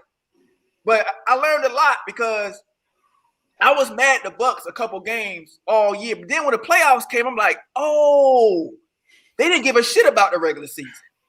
There was when we was playing certain teams, we was holding certain things back. It's like we were out there just doing scrimmages. Okay, let's try this out. Let's see if this worked. Okay, that works. Okay, we'll keep that. Let's try this out. That's what the Bucs were doing, because when the playoffs came, it was lights out. Well, see, it wasn't necessarily holding anything back. They had no season, and that's Tom Brady's first year in a new system. Right. So they're having to use the season to do what you said. See what works, see what doesn't, to gel together. And then they got hot in those last 3 games of the regular season and went into the playoffs on fire. Lights out. All right, now William Green says 3-star get the V6, 4-star get the 392, 5 stars get the Hellcat. Okay, Aaron Frazier. Okay. Put Aaron Frazier comment on the screen. Here we go. Here go Mahomes apologies. Okay. So you saying because Mahomes couldn't run, that's why he's a quarterback. Who gives a damn about his hurt leg? Brady can't even run. He can't. When Tom Brady runs, it looks like he's in quicksand. Okay, he can't move at all. So what's that got to do? It's your arm. He's a quarterback. Throw the damn ball. What's that mean? What does that even mean? He's hurt. He played. Who doesn't play hurt? Right. They were missing 3 linemen. Okay. For the Green Bay game, Tampa Bay was missing their 2 starting safeties. There you go. Everybody has players that play hurt. Go all the way back to the beginning of the season. O.J. Howard tore his Achilles. They were without their starting tight end for the whole season. You know what just made sense? Excuses. To me a second ago, Alabama be beating teams by like 50 points, and you'll see Nick Saban on the sideline mad as hell. I know why. Nick Saban feel like he didn't get $150,000 worth out of that player on the field yet. Which one? All of them. all of the 5 stars. He didn't feel like he got $150,000 worth. You know, that would explain why he was so mad when that quarterback transferred out and he had to start Jalen Hurts. Yeah, I remember that. We gave this cat $180K and he want to leave. Yeah, I remember that. And he know we can't say nothing. He know we can't say nothing about it. At the time, I'm sitting there, and I said on a couple of shows, I said, Nick Saban's dogging this man about not sticking to his commitment, and he should finish what he started, and this, that, and another. And I'm like, wasn't Nick Saban the guy that ended a press conference for the Miami Dolphins and got on a plane going to Tuscaloosa right after he said, I'm not going to be Alabama's head coach? Man, them boosters called him up and say, look, we going to get you championships. We got the bag. We got the checkbook. We ain't going to write no checks, though. We going to go through our bank. We never going to get caught. You're going to be the hero. He didn't know there was a Rush out there.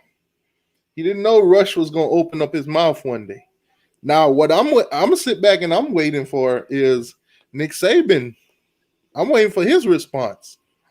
I'm waiting for Kirby Smart to say something. Georgia said they're doing their investigation. What kind of investigation? What are you looking for? How are you going to find this information? How deep is this thing? Because if you look at how Nick Saban's been doing it, it's like a mafia they running in Alabama. Well, and don't forget, this isn't the first scandal at Alabama since Nick Saban's been there. Remember back in 2010 that some players popped positive for steroids, and Nick Saban said, oh, we got them sucking on deer antlers or shoving them up their ass or whatever they're doing with them. Remember that whole deer antler shit? Yeah, something like that. I remember something about that. But that's the start of a pattern. Yep. You know who also I want to hear their response to all of this? Because I know he gonna clown. I want to hear two response. I want to hear Dan Mullen's response to this, and I want to hear Dabo Swinney response to this. Because I know Dan Mullen's gonna be a damn clown and he gonna say some crazy shit. And Dabo Swinney is probably gonna be like, hell, we lost that one championship to Alabama because they were paying players. Nah, Dabo wouldn't do that. He and Saban are boys. I He wouldn't do that. He's a Nick Saban guy, isn't he? Well, no. Well, I mean, he never coached. He never coached under Nick Saban, but they're good. They're friends though.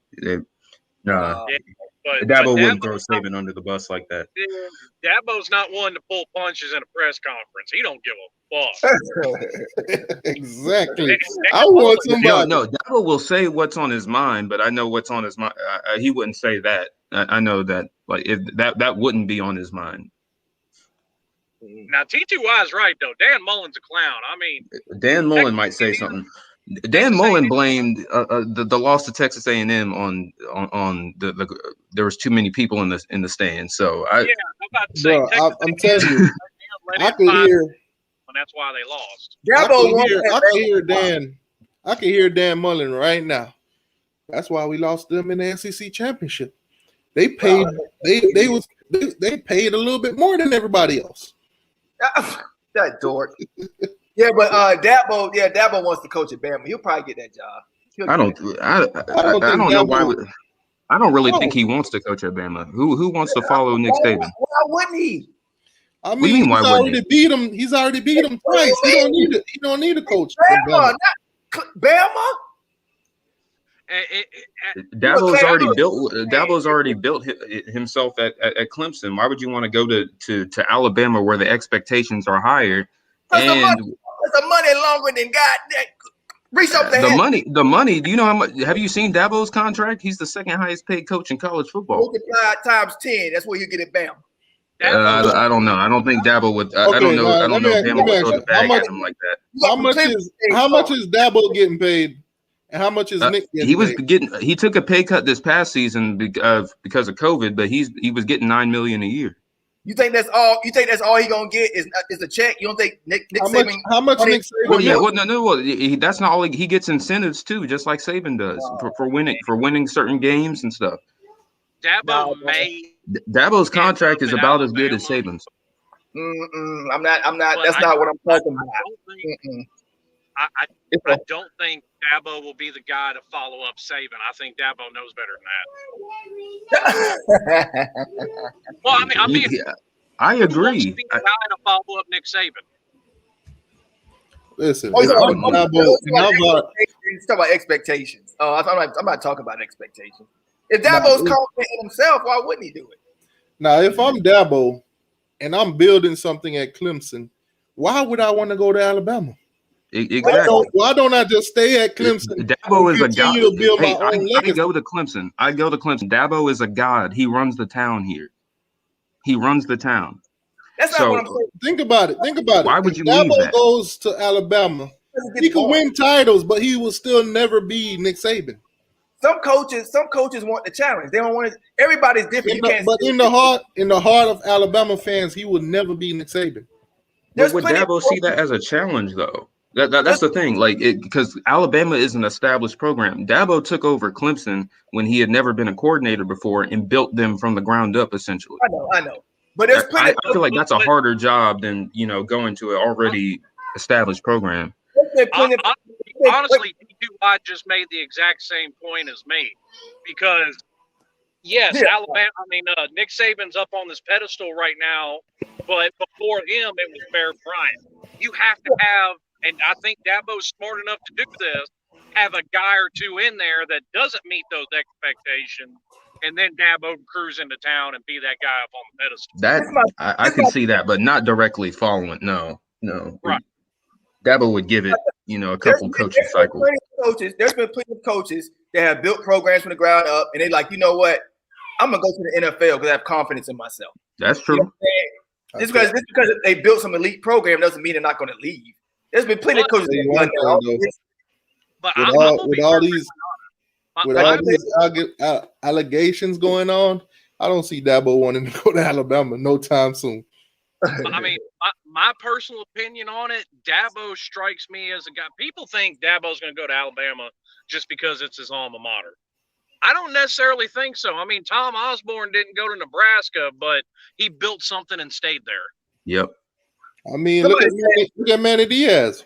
Manny Diaz is the head coach of Miami. He's a Florida State alumni, and he beating the brakes off Florida State right now. Well, I know. As soon as you said Manny Diaz, I was like, and then you went to the Troll. I'm like, oh, he went to Troll because Manny Diaz. Don't even bring that name up. That's not how Bobby Bowden turned down Alabama. I think I heard that before. Well, and here's a fun fact: the three winningest coaches in Clemson's history are Frank Howard, Dabo Swinney, and Danny Ford. All three are Bama grads, and none of them went to Alabama. None of them coached at Alabama. I'm just saying. If I'm Dabo Swinney, I would never go to Alabama. He doesn't have to. I got Clemson doing great things. I'm going to continue to do whatever I do at Clemson and build my own legacy. I'm not finna go following nobody else's footsteps. Because if you think about it, if you were Dabo Swinney and you go to Clemson, if you go to Alabama, your name is always going to be mashed up with Nick Saban. Exactly. And see, with a lot of these guys, it's not, especially till you get later in your career, that's not even when you think about, okay, maybe I'll go back to my alma mater. Look at Mark Richt. He graduated from Miami and became a grad assistant at Florida State and worked his way up there. What's up, Dion? 850. What's up, man? We win the ACC, man, in basketball. I'm not talking about football. Sometimes you have to take the opportunities you're given. And look at Bobby. And Dabo may fall into that mold where he stays there because that's the opportunity he was given. Man, if I'm Dabo, I'm riding Clemson to the end. Yeah, I'm staying my ass in Clemson because here's the thing. Dabo Swinney could go 8-4 the next 2 seasons. We would, and Clemson fans would not be calling. Well, maybe some, but we would be less quick to call for Dabo Swinney's head than if he went to Bama and went 10-2 2 seasons in a row. The expectations are different. Dabo can afford, to have a down year, and I mean, we're not going to say anything. He's already brought us 2 national championships. When it's that much pressure, that's what money brings. They have more money, man. Well, and I mean, to your point, I got a buddy that's an Alabama fan. There were Bama fans calling for Nick Saban's head. Right. What was it, 2019 when they went to the Citrus Bowl? Yeah, when they dropped 2 games. It's the money. It's the money. Money brings expectations, man. When you pay somebody money, you expect results. Well, we pay Dabo $9 million a year. He gets paid. He was getting paid more than Saban. Now let's say this. Let's say this. A lot more money that circulates than a paycheck. It's a lot more money that circulates under the table. Go ahead. Now let's say this. A lot more money. All these allegations comes out. They prove it. Kirby Smart been doing this. Been taking money. They meet with boosters and blah blah blah. What happened to Kirby Smart? Because we know he's not going to get the same treatment as a Nick Saban would at Alabama. Alabama fans got championship behind Saban to say, you know what, he might have messed up, but we're going to stick with him. How long do Georgia stick with Kirby, who has not won nothing for them other than the SEC championship? I don't know. Here's the thing. I don't see Georgia getting rid of Kirby anytime soon. If these allegations are true, and they put down sanctions. Yeah. If they're true, and and even still, I would argue whether or not they would actually fire him. But if they're true, yeah. But as of now, Kirby Smart's job is fine. I mean, for a while. So yeah, well, I'm with you on. Like I said, if these allegations proven to be, lies or whatever, or they can't prove it to be true, because just because they can't prove it, that don't mean it's not true. But if it's proven to be true, I think Kirby is up out of there, because Georgia is. Anyway, does it really matter? He's not. Georgia has been in a drought for too long, and the fans' expectation right now, seeing that the kind of recruiting they've been doing and everything, they fan base is high right now. They feel like at any given moment, any given year, they could be the champion. No. So if this sanctions were to come down to where Georgia being banned for 5 years or something from a bowl, or even, SEC championship and stuff like that, Kirby is out of there. Look at Reggie. That's what I say, Reggie. He said NCAA can't afford to take down 2 of their money-making programs. They can't. Because of the COVID, because of the stadiums are not big. They can't afford to put those things on the money makers, the cash cows. Alabama, who's number 1 with money? Texas, Bama, I guess Georgia. It's only a few schools with that type of money. Actually, man. I think Michigan is up there. I think Michigan makes all the money. That's the real money, man. That's the real money. Like, some other schools ain't got the money like them. None of us do. None of our schools got money like that shit, man. Not even close. Now see, OG Orange and Green Blood just made a perfect point. Nothing else. It's gonna cause some confusion in that locker room, because you're gonna have players looking at each other like, wait, this guy got paid. I didn't get paid. I came here on my own free will, and y'all gave him 180. Where's my 180? Man, they talking to each other, but they don't care about that, man. What? You mean to tell me I came here on my own free will with my parents at home suffering? Oh, you saying that this guy next to me having the same issues at home, and they gave him the money. I didn't get that. Oh, it's gonna be some jealousy. I'm gonna go against something Thurn just said, because I think somebody else, if an Alabama and a Georgia do go down, which they have been before, what always happens in college football, somebody else comes up, whether it's Texas, whether it's Miami, whether it's Tennessee, whether it's Michigan, whoever it is. Whenever you have a couple of your powerhouses down, a couple of other ones always step up. I'm not talking about a new team coming up, and of course that's going to happen because the players got to go somewhere. I'm not talking about that. I'm talking about as a business, as a whole of the NCAA and the pocketbook. I'm talking about they lost a lot of money the past year and a half because it didn't have these games. Some games were canceled. It didn't make them up. That's a lot of money. the stands are. I mean, the stadiums are like what? 15% capacity. What's a 20% capacity? What is it? That's a. It was different in different places, but I mean, here's the thing: 80%. That's an 80% loss of your profit. 80%, man. And that's fine, but I mean, regardless of whether they're good or bad, Neyland Stadium is filled to capacity every Saturday. That's true. Which one? Which stadium? That's one. That's Tennessee. That's Tennessee. Now let's say this to go off the whole to go off the players, getting paid, and now come to find out, okay, you getting paid, I didn't get paid this, but put it like this: you at work, you and this guy get hired at the same time to do the same job. Y'all ain't doing nothing different. You come to find out he getting paid twice the amount as you. Yeah, you're not gonna feel some type of way. I've been through that before. Yeah, you know what's funny about that, T2I? I made that exact same argument when it came to name and likeness. You're going to have some players get paid, have some players not. You're going to end up with a lot of hurt feelings in that locker room. And I've said that plenty of times, too, during those shows when we was talking about name and likeness. It's going to be some jealousy. Yeah, it's going to be. Because, and I always use the example, a car dealership there in Coral Gables, he's going to come. That guy's going to come to Derek King first to be in his commercial before he comes to an offensive lineman. Right. Yeah, that's true. So what you gonna have now? What you gonna have now? You're gonna have a guy like Nick Chubbs that's getting 180, and then you might have a guy like who else was on that team? Somebody else is on that team. Was that the team that lost to Alabama in the national championship? Yes. Yes. Oh, they had that running back, Sony Michel. Nick Sony Chubbs. Michel.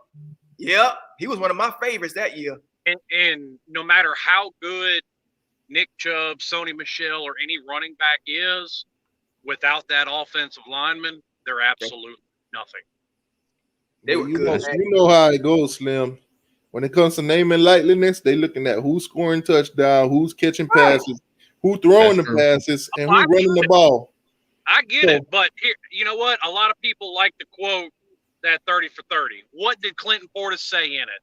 Every game that line got him 100+ yards rushing, he took them all out to dinner because he knows he couldn't have done it without them.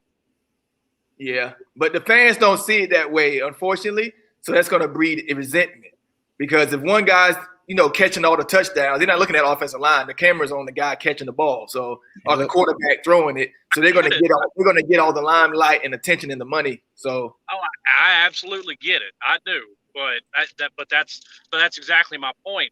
People got to realize no matter how good these players are, without these other players, that a lot of people probably can't name every offensive lineman on their team.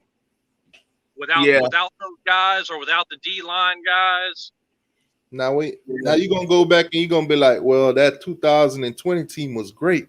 Who you had? Oh, we had this person at quarterback, these wide receivers, and such was running the ball.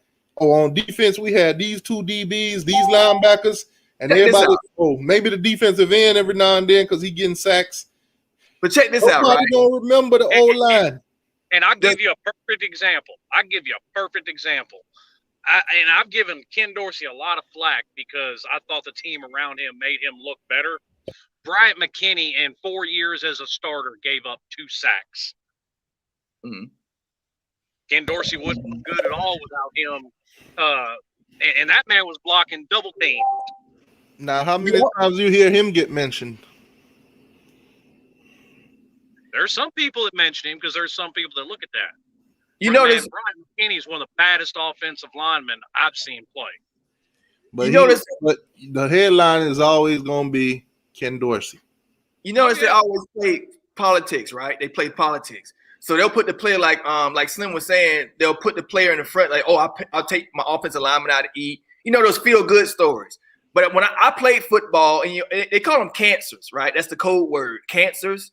Those are the narcissistic players. You're always going to have – you need those players too that have that blinding confidence, right?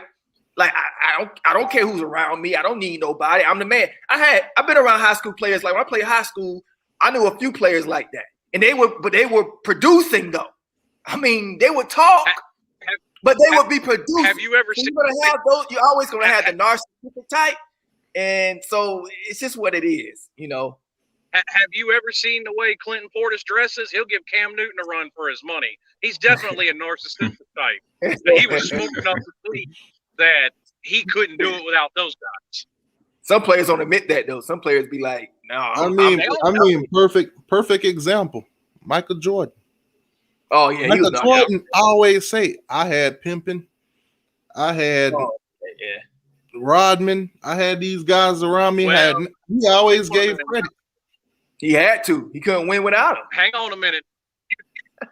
You listen to his Hall of Fame induction speech, he makes you think he won all 6 of them single-handed.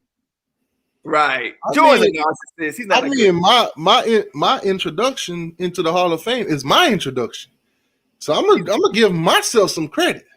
I ain't gonna talk about the other guy. This is my honor. But when you come and talk to me about winning championships and all that, I'm gonna tell you straight up, hey, I didn't do it by myself. I had this guy and that guy and this guy. But when you induct me into the Hall of Fame, this is my moment and only my moment. When you work that hard, like Jordan, you can be a narcissist when you work that hard. He worked hard. I actually disagree with you. I think Jordan's one of the most selfish, narcissistic players ever. That's what I say. That's what I say. That's what I said. You know, that's what I said. It is what it is. I mean, the proof is in the pudding. Magic Johnson and the Lakers handed him his ass until Scottie Pippen got to Chicago. Yeah. He was a narcissist. I mean, yeah, he was a big time narcissist. But that kind of helped this game too. At the same, it's good and bad. It goes both ways. Like I don't think he would have been as good as he was without being a narcissist.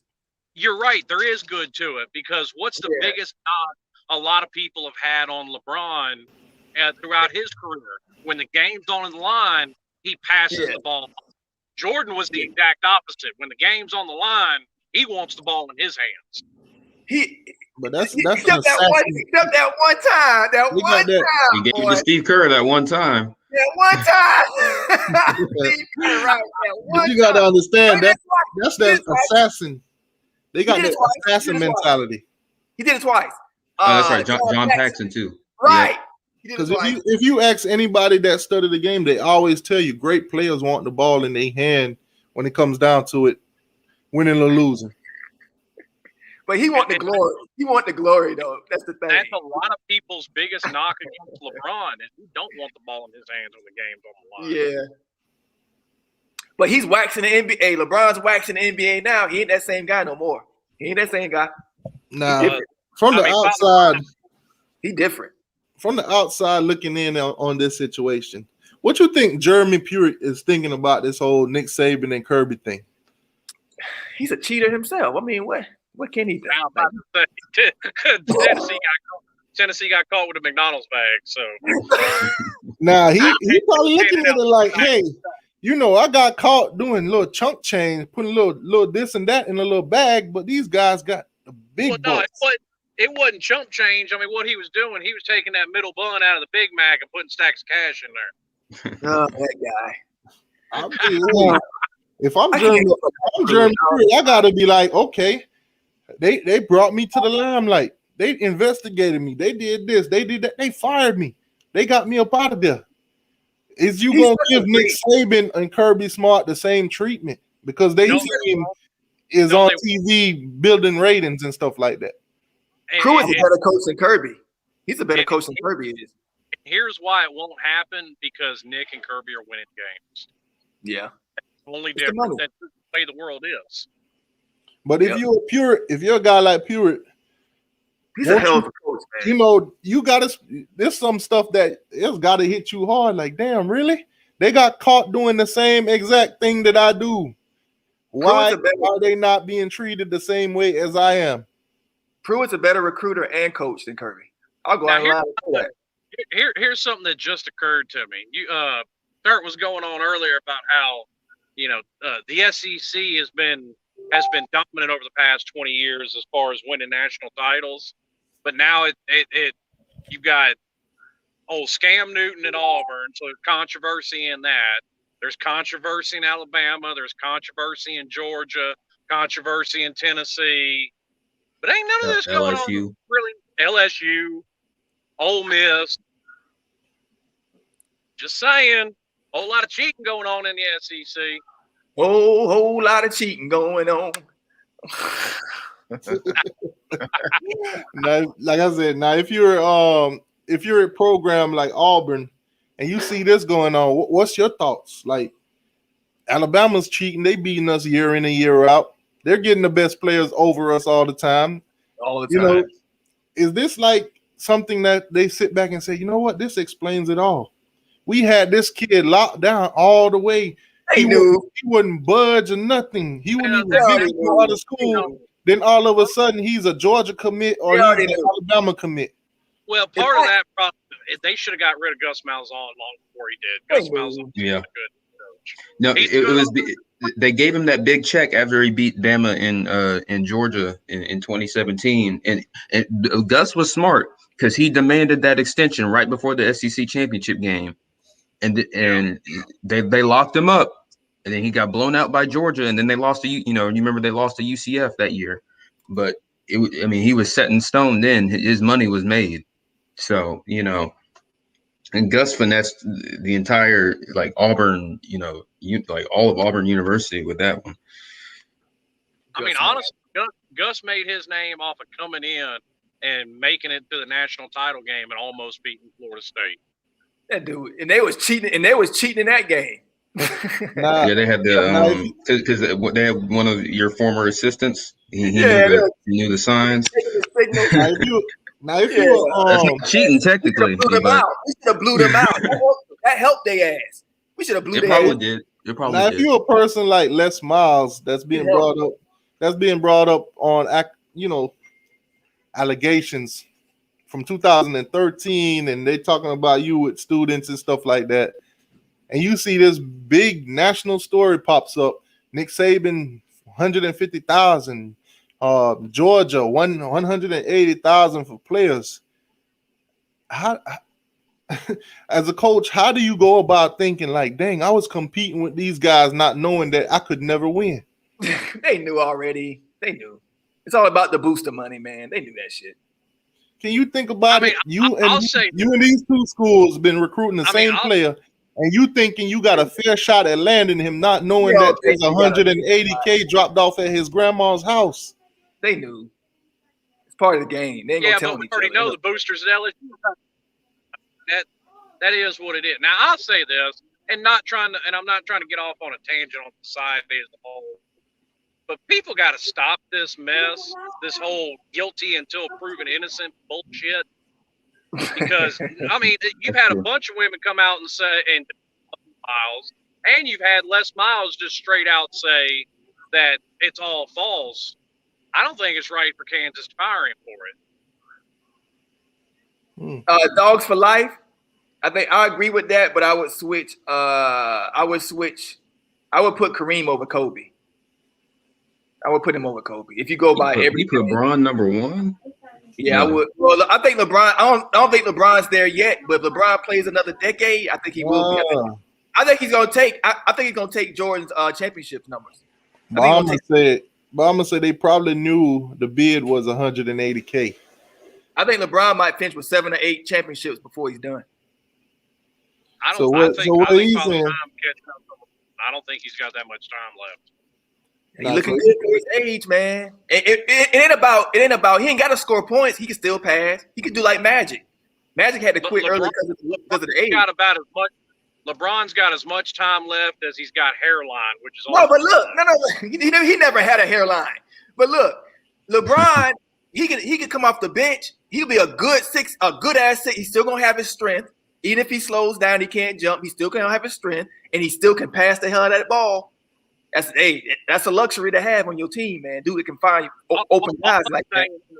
All I'm saying is, don't be surprised if by the time it's all said and done with, Brooklyn wins it all this year. Nah, they don't put up. I mean, it was looking rough at the start, but have you seen this moment? Brooklyn's got a little flame, man, because they just signed Ben Griffin. What's his name? Yeah, I'm about to say, they just signed Blake Griffin too. So. But he can't stay healthy. This is my thing. Well, he don't have to start now. They're the most fun team to watch in the NBA. They're the most fun team to watch. I'll give them that. I love watching them. But the thing is, Harden never shows up in the playoffs. He always goes in the corner somewhere. He doesn't do anything. Durant's going to do something. But if you look at the defense, I mean, LeBron's going to eat them. And who's Antonio Davis? They're going to eat them, man. You can't shoot threes. You can't just shoot threes all game and think you're going to beat in a 7-game series. Why can't you? Why doesn't anybody know how to spell Dabo Sweeney right? Sacramento did. not Sacramento. I see that spelling every time. Nah, just shooting threes all game, like man, it's not gonna. My thing is though, if all I know is you gotta play defense. You gotta play defense, man. They don't play no defense. When it comes to accusing all, anymore. They're a regular season. They're a regular season team, and if you look at that coach of the coach of the Nets, what has he ever done? He always does that. What's his name? He's all about offense. He even coached the Lakers at one time. He'll get you the wins. He'll get you the wins in the season. He'll get you number 1, number 2 seed. He does that every time. But then when playoff time comes, they always shrink off because they don't play defense. But who plays defense in the so NBA? Dabo. Nobody. That's what I'm saying. But the Lakers play more defense than they do. That's what I'm saying. And to say you can't win a title off of threes. Guys, we getting off subject. We getting off subject. Who's done that? But who's done that? Who's won championship off of threes? Don't say Golden State. Yeah, Golden State did it. No, for just threes, man. They had Durant down there. They had Durant, man. It wasn't just threes. Durant got there. It wasn't just threes. All right, so back to Dabo Sweeney. And they did play defense.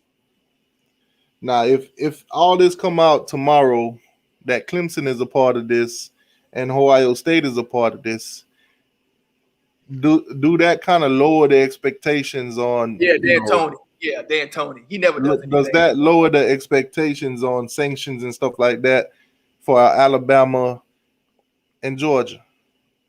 Do they look at it now like everybody's cheating?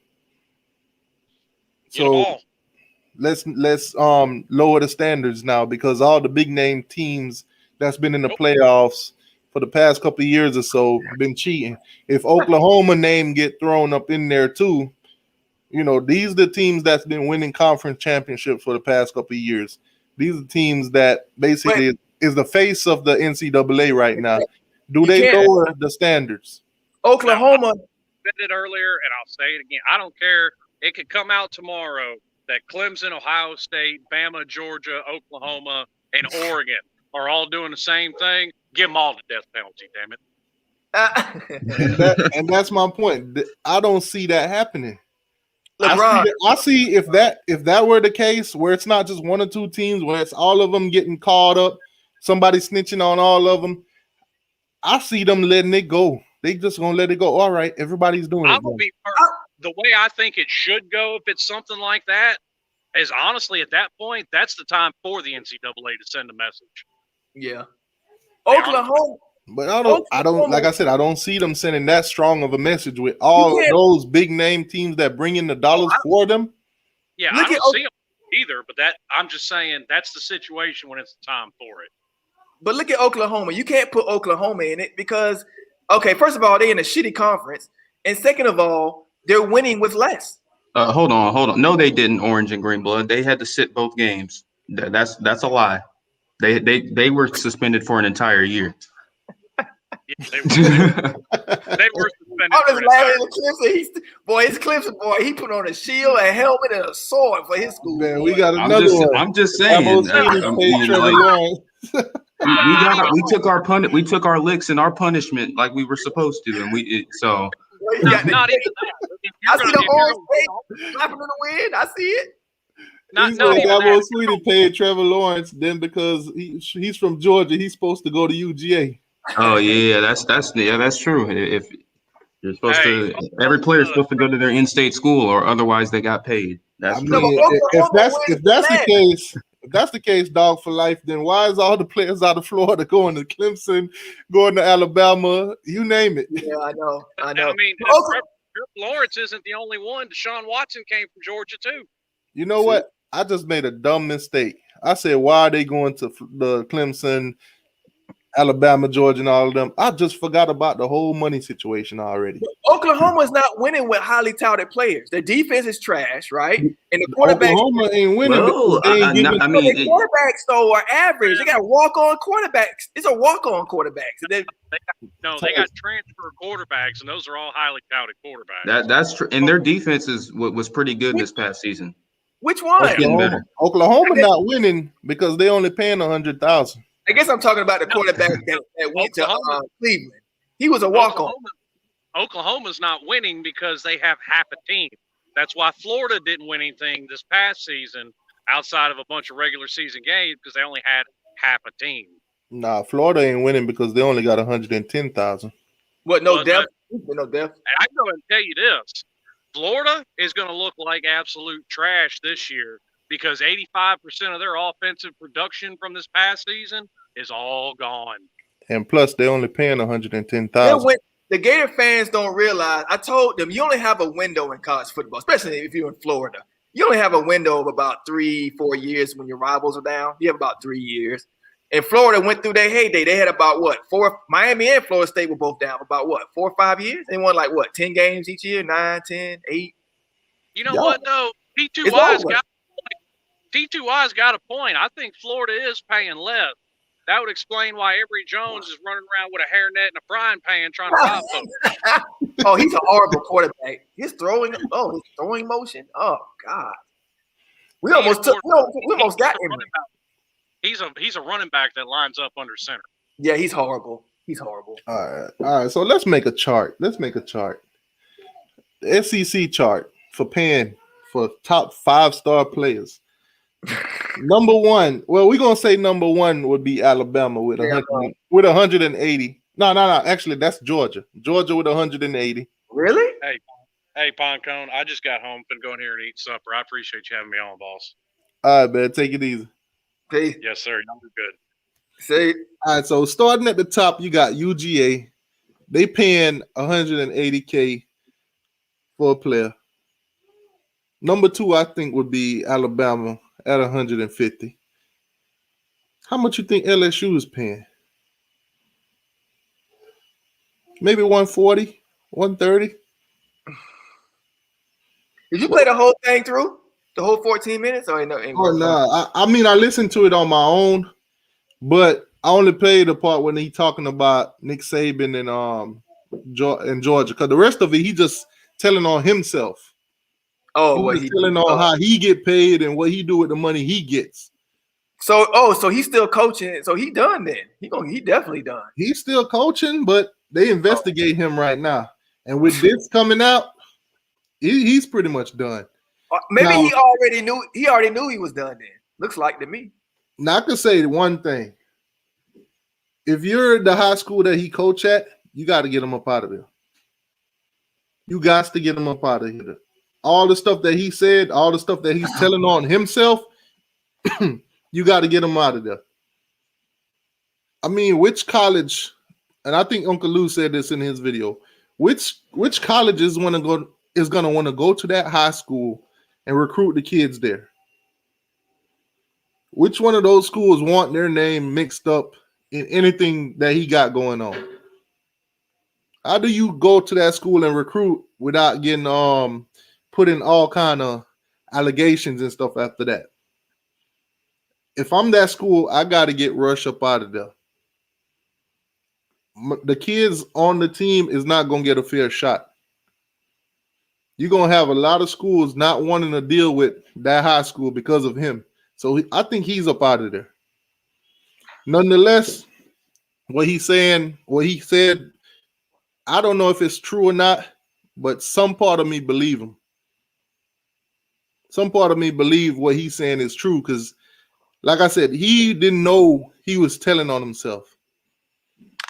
The main reason I say what he's saying is true because not only was he telling on himself, not only was he telling on Nick Saban and telling on Kirby Smart, he was telling on himself.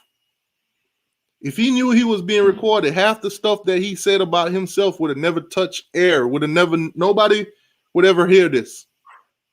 So what he's saying about Kirby and all of them, and these are coaches that he got to deal with because they recruit the kids around him. So he pretty much got an idea of what's going on. This is a high school coach that's been around. He's been coaching high school for damn near how long? His whole life. The way he getting paid under the table and everything like that, he don't care about moving up. So you could tell this is somebody that's comfortable.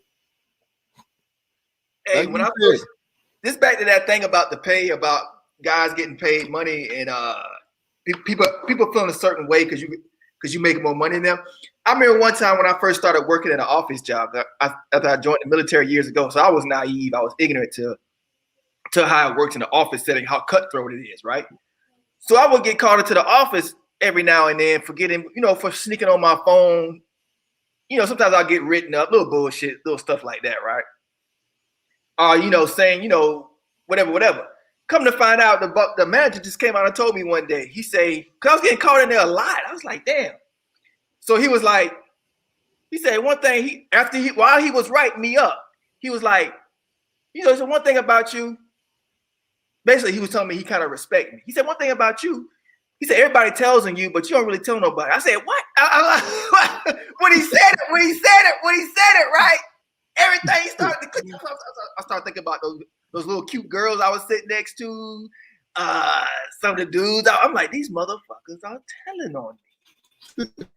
Pretend to be my friend and shit. It's cutthroat in the office, boy. And from I learned my lesson from then. I'm like, wow. He was telling me without telling me. And that's pretty much what happened to Buddy. He sat in front of a guy that he thought was his friend. He thought that, it was all cool. He thought they was having just a little locker room talk. Yep. Told everything. Got the bug on him. Now, when it comes to these guys that he's talking about, these are rich guys he's talking about. The second richest guy here, the third richest guy here. These boosters, these are guys with money. So I don't think he would come out and just say what he say out publicly, knowing, there could be some consequences. Because when you mess with rich people, who knows what could happen to you? Mm-hmm. You talking about the richest guys in Georgia. These guys might get a little hillbilly around the corner. Hey man, go do something to him. I'll throw you a nickel and a dime. He said a factory with 300 people is like a middle school bunch of punks. Yeah, I worked in factories. Yep, that's true. That's a true ass statement. I did forklifting and stuff. Yeah, boy, them grown ass big buff dudes and shit. You think they be manly? Them be little punks. 3 payments of $60,000 tax free, man. That's love. Shout out to UGA.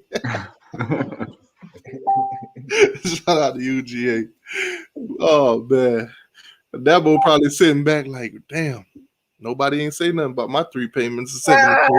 Well, that's the thing, because they didn't go through. That boy said, "Thank God my debit card wasn't working." We done lost some recruits to Georgia, so that was just damn. That boy probably sitting back like, we had this guy locked up all the way to the end. What happened? Meanwhile, Florida getting pillaged like a $2 hoe. But I think now the COVID is helping Florida big time keep our kids home. That's the one positive thing about COVID. Man, it's harder for them states like Clemson and Georgia and them to come in and poke. I'm gonna tell you what happened with COVID. Georgia and Alabama, they mailed out them checks and they didn't get there in time. They didn't get there before signing day. So what happened is when these kids signed with Miami, the Gators, Florida State, and all them who didn't get their check till late, they called up the bank and say, all right, well, they already signed, cancel them checks. COVID delay. It's helping us, though. It's helping us. You see the difference between this year and last year. Yep. Last year around this time, we had all our commits coming in. Boom, hey, staying home, make the crib great again. Now this year, it's a little different. Mm-hmm. Kids find out that Dabo, that Kirby Smart, that all them guys got the bag. I didn't expect us to be recruiting at this level. Honestly, I'm actually shocked that we're even recruiting like this. So Mike Norvell doing something right. I guess he paying them right. I don't know. He's doing something right. What you think Dabo paying players' budget is? Oh man. I don't know. What's He got Norville? What's Clemson got a good Norville's quarterback budget? coming next year. He got a good quarterback coming. What you say? What's Norville's budget? Norville, I don't. It looks like it's pretty high. We number one ACC right now. I mean, y'all did just flip a guy from Florida, wasn't it? Oh, but that's more of that's more. I think it was more of a fallout with them. It wasn't like we really flipped them. We was second choice. We was second choice, and it's just fell into okay. I see. Norville, Norville came up with 10 more thousand. Norville came up with 10 more thousand. He gave Kirby a call and said, "Kirby, you got any advice for me? How much is Florida paying him?" Hey, I tell you this. I always like the quarterback they got. I think he's gonna be better than Trevor Lawrence. Trevor Lawrence besides his freshman year, but what really did Trevor Lawrence really great did he do besides his freshman or how he looked his freshman year? He looked like his sophomore slump, right? He had that, and then last year he didn't really do that great either.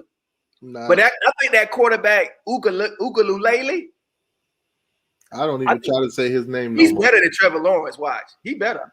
I just call him DJ, and I stop right there. He better. I've been telling people that for years. I said, this kid behind the only person I've ever heard to say that quarterback name correctly is Pigskin Pete. He ain't. Yeah, he came on and said the guy's name, and I was like, damn. That is not the name I've been calling him. Damn, I wanted that kid so bad. Where he from? Where he from? Jordan Bowman. Where he from? Is he there? I think he's on mute. Ugalele. Where he from? I think he's from Georgia. I've been saying Ugalele. You've been saying Ugalele, and then he said a total different name. So I don't even know the kid's name. I just call him DJ. Nobody. If you ask anybody, they're gonna tell you, don't ask T2Y to pronounce none of these kids' names because you're not gonna get their actual name. His name, you spell it UIAGALELEI. I can't say that. The chat say he's from Cali. Damn, they got. Oh, they paid him for him. California. Ain't that what Trevor Lawrence? Ain't he from California? How much you think Dabo paid him? Hey, what number was Trevor Lawrence? What number was Trevor Lawrence? Overall ranking coming out of high school. I don't remember any of that, bro. Number 1. Okay, so this kid's okay. So now that you're back, Jordan, how do you say your quarterback name? DJ Uiagalelei. Yeah. Wow. I told you, Kurt. I told you, man. I call him ukulele, but he gonna be better. He gonna be better than Trevor Lawrence. He number 2 overall in the country. Hold on. Say his name one more time. DJ Uiagalelei. Uiagalelei. Yeah, man, he DJ. That's it. I got a lot of practice. I've been saying it for a while. He better than Trevor Lawrence. He better. He might be. I'm not even gonna argue with that. He could be. No, he is, because if you look at Trevor Lawrence, he had an amazing freshman year, but then when college teams got that tape on him, he went to a sophomore slump, and then last year he ain't looked that great. I think he played better. I think he played better overall in his junior year than he did his freshman year. Really? Oh, you talking about as far as mistakes? Yeah, I mean, just individual performance. I mean, I think his team wasn't as good as it was his freshman year. Nah, Jonathan said Clemson paid them boys too. This kid is better than him. Watch. It ain't no doubt in my mind. I've been saying this for years. I didn't even see the kid play yet. I didn't even see him play in college last. And then what he did when Trevor Lawrence caught the COVID, what he did is it just confirmed it. I was like, this kid's better than him. All right, so Georgia's coughing up 180 for a kid. How much is Clemson coughing up? He broke a record. He broke for the most yards ever thrown on Notre Dame with Clemson. Some shit. They lost the game, but it wasn't because of him. Yeah, that's true. The defense lost the game. He broke a record, like an all-time record that game. First game. Yeah, most yards thrown against Notre Dame. Yep. First game. Dabo probably sitting back like, you know what? I was going to tell Trevor to come back, but you know what? Go ahead. I said, I told y'all so. Man, this guy say Clemson paying 181. Yeah, we got that church money on lock. That's why Ohio State gonna ball out next season. What's his face? He gonna ball out. I still want to know the punishment for this. Because it's only, like I said, right now it's only 2 teams that's on the chopping block. Alabama. Did Alabama want Sam McCall? Did they want Sam McCall? Probably would. Yeah, probably. We just got him. They would have. Was it an Alabama Florida State battle? Listen, we ain't winning nothing that says Alabama. That's so. If it says Alabama and Georgia, we not winning. No, you get lucky sometimes. You get lucky. Maybe the check bounce. Yeah. We not winning. Listen. Wait, we won an Alabama battle and the play ended up to be trash. And I started wondering if was that a real legit battle? The player sucked. Listen. So how was it Florida? It was a defensive end. I ain't gonna say his name. Listen, this what I want y'all to do. All these kids, all these top prospects, all these 5 stars, go look at their top 10 and top 5. If you see Alabama and Georgia on there, cross your team off. No, you get lucky. We just got one. It was a Bama FSU. You must gonna put up the bag for one of them kids. Huh?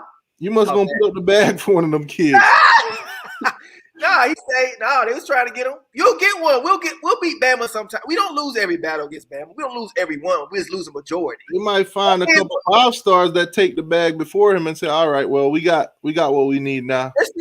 There's still loyal kids in Florida. There's still loyal kids. Like they'll still pick us over Bama just because they grew up being Florida State fans. There's loyal kids. Those are the ones you'll get. You'll get the loyal ones, but the ones Bama's going to get the 90%. But we get 1 or 2. And I know for a fact, Jimbo has Texas A&M got it. Of course they doing it. They've been flipping players out of our I'm gonna tell you one thing, sir. Huh? If I have a son and he grow up in Alabama, got this. If I got a son, he grow up and Georgia still got this system running, he going to Georgia. And you know it ain't no promise you going to the NFL just because you playing college football. It ain't no promise you going to the NFL. At least at Georgia and Alabama, you got a promise of getting a check. A check, right? You got a check. So, I mean, how many players you know go through college and never got 180,000? Right. You might not never go to the NFL. You don't know what can happen. You could be one of them dudes that screwed the wrong female. She called rape. You don't know. You can snap your neck. You don't know what can happen. You might as well get that check. Get that check. And that's what's happening in Florida right now. Damn it. We need to start coughing up some checks. Bama got the check. Georgia got the check.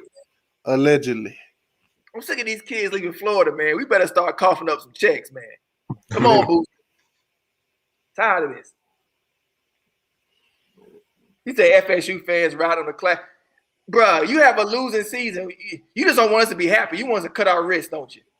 We just won 3 games last year. You talk about we can't be happy about something. You can kiss my dirty bread black ass, okay? No, y'all should be happy about this 22 class. It's looking good right now. Oh, I can't admit. Hey, I'll tell you one thing. Last year when I was happy about my class, y'all Florida State fans were giving me hell. About the class. Oh, yeah. You see, y'all having y'all class. I ain't saying nothing. I'm just sitting back and relaxing. I ain't even bringing it up. I wasn't coming in, but you know, we just sitting back and relax. Because you know it's a domino effect with these kids.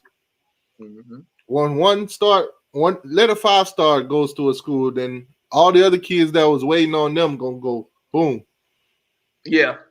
And then next thing you know, you got 4 or 5 guys come in, 6, 7, and then you got your class. Where's Calvin Ridley from? Is Calvin Ridley from Miami? I'm not sure.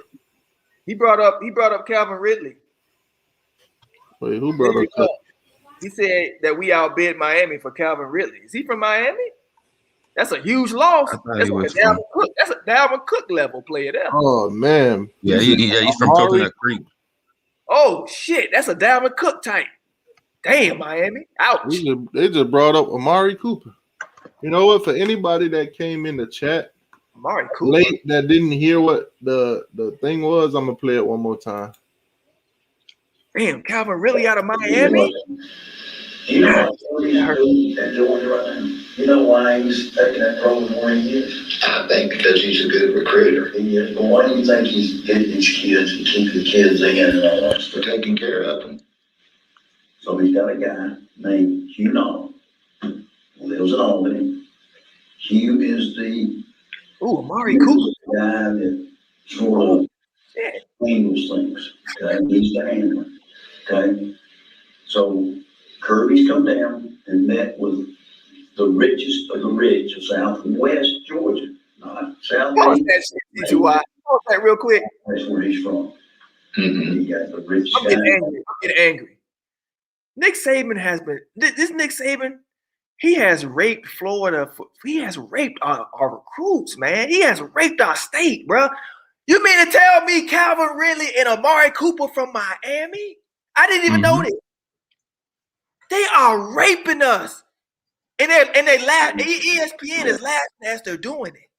They raping the hell out of us. Two richest guys we call him. He's got a rich guy over here in Valdosta. Any place in Georgia. Wonder who he's got in Valdosta. Multi-millionaires. Now listen, do you know how much money they spend on a player when they get them? Some of them are $9,000 to $100,000 to sign. $9 to what? $9,000 to $150,000 to sign. Like Chubbs, when Chubbs came back and Chubbs didn't go to the NFL draft, Mark Motley, it was three $60,000 donations given to Chubbs to stay in school. It was $180,000 for him to have, for him to not go declare for the draft. Yeah. So, but that's what Kirby does. Who did he learn that from? He. Oh, shit, no. Nick Saban. I was going to say, that was going to be my next guess. Nick's got it made because Nick's got one guy he answers to, Paul Bear-Bryant Jr. Paul is his go-to guy, multi, he's a second-rate guy in Alabama. Well, the third is the guy from Mobile. And so, Amos Cooper. So, Amos handles all the Mobile money. Coach Bryant had that set up in the 60s, 70s. So, Mobile, where all the dirty money comes, or over in Morrisville up to the west side of the state, up around Florence, down there. You know everybody. Wheeler State Park money. Mm-hmm. And I'm telling you, that's how Alabama handles every bit of their damn recruiting. So we got to find some funny money. Funny money. If we're going to do it right, we got to have some. If we had funny money over there. And how much funny money you think we need? I don't know. Yeah, I mean, it could be. Alabama's for the whole decade. They know who's coming. All that shit. The kids, yeah, that's what. Here's the thing, they may not ask me for nothing. That's I right. don't advertise. I don't advertise. Hey, you heard what he said though. What he said? The kids, he ain't advertising. They might not ask for nothing. So the kids on the team that don't ask for nothing are the ones that really committed on their own. Oh. But the kids that they know they need to throw that bag at them to get them to come, they do so. Now, So if you listen to this whole thing, he go more in depth on what he does. He get drug money. He talking about drug busts. He get this money from the police. Who? Him. The coach, Rush. Bro, you gotta some dirty cops. Bro, this man said sometimes he get about 30 grand a year from them. From drug? You gotta listen. When you get a chance, listen to this whole 14-minute video that they did. So you mean to tell me the cops aren't in the black neighborhoods to protect us? They're there to get the drug money? And he said, and another thing this dude said, man, he's like the mayors, all of them involved. This dude, I'm sure, bro, the kind of snitching he doing right here makes 6ix9ine look innocent. I am shocked and utterly appalled. I'm flabbergasted.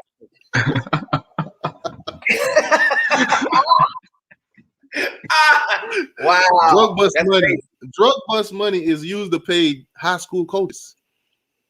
That sounds like a song. Drug bust money. Drug bust money. It's like trying to bust a freestyle up here.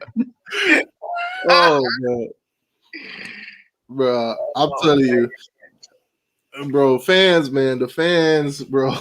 Because I woke up this morning to this being in my DMs. You know, this past decade's been a lost decade for Florida football, right? The Gators don't count. They want whatever. They ain't done nothing. It's been a lost decade for the state of Florida, and now I see why.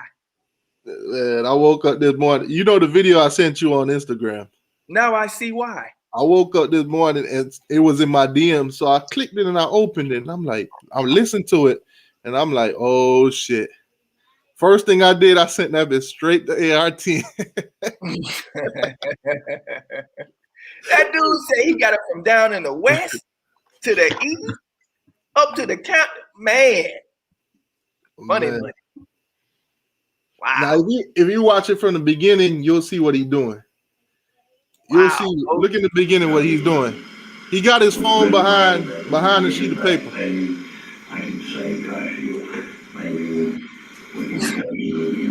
see how he got his phone behind the paper? So the guy don't even know he's being recorded. Oh. Get somebody talking to him. Do you know? Troy not trying to. Man, I don't. Hey, you know, if you a snitch like that, do he have to go on police protection? He's snitching. He's snitching on police. He's snitching on everybody. But this is not. But I'm telling you, what he's doing is he not really. He pillow talking. He shouldn't be. He running his mouth to the. Ooh, that's just as bad. If he messing up somebody's money like that, he don't know what he don't realize. It's a snake sitting in front of him. His life in danger. That's he a lot. Don't know it's a snake sitting right in front of him. He thinks he's talking to a buddy. His life in danger. You know that, right? He don't know he's talking to the guy in front of him that's trying to set him up. What'd you say, Jordan? Yeah, somebody's about to off him. Yeah, this is dangerous. Now, when if something happened to this dude, which one of his family do you feel bad for the most? Man, I'm scared for this guy. Because according to all the Georgia fans, he got two families. So if something were to happen to him, which one of the family do you feel bad for? Which wife gonna cry the most at the funeral? They might not cry. Cheating like that, they might not cry at all. They might be happy to get a check. You know, man. You know what? I'm gonna pull up Lou video. Yeah, do that. I want to see that too. I'm gonna pull up Lou video. Give me a sec.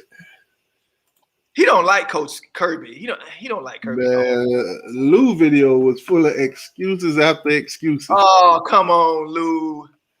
Cut it out. You know, look at Lou. Lou's a Georgia guy, man.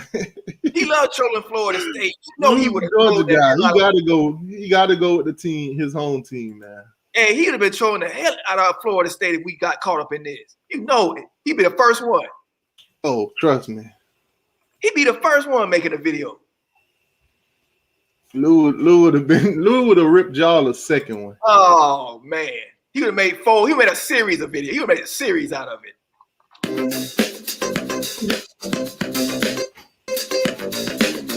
Get your money, Lou. Get your money. He say accuses. No, ain't no accuse. Excuse the mess in here today. I'm in the process of doing a little bit of rearranging. I had some trash I had to take out, and I said, you know what? While I'm in the mode of taking out this trash, let's address this giant piece of human garbage. Rush Propst. Okay, so Rush Propst is on a recording accusing. Pause it real quick. All right, pause it. What he's gonna do is right. He's gonna do what every white collar criminal. I'm gonna say it that way. Every white collar criminal is what he's gonna do. The witness was it Rush Propst. He's gonna try to do it like court. He's gonna dirty up the witness. He's gonna make all that. He's gonna bring up all his past. We'll go ahead and play. That's why. Let's see how this plays out. That's what he's gonna do. Watch. That's all he can do. That's all he can do. JP said, if this is true, this guy gonna disappear in about 2 weeks. Right. Buying players, paying players, buying recruits, paying players, whatever. Okay. I don't even know where to start. Right? Yeah, I think everyone knows who Rush Probst is. He's a legendary high school football coach. Here we go. Now, there's a reason he's remained a high school football coach and has never made it past that. And that's because he wins a ton of games wherever he's at, and then he gets fired, usually for ethical reasons, right? Go back to the MTV show Two a I Days. told you. He gets run out of the state of Alabama. He comes to Georgia. What was he, at Colquitt County or whatever it was? Your history lesson. Now he's at Valdosta. And guess what we find out last month? Last month, what do we find out? He's under investigation at Valdosta High School for what? Buying players. What?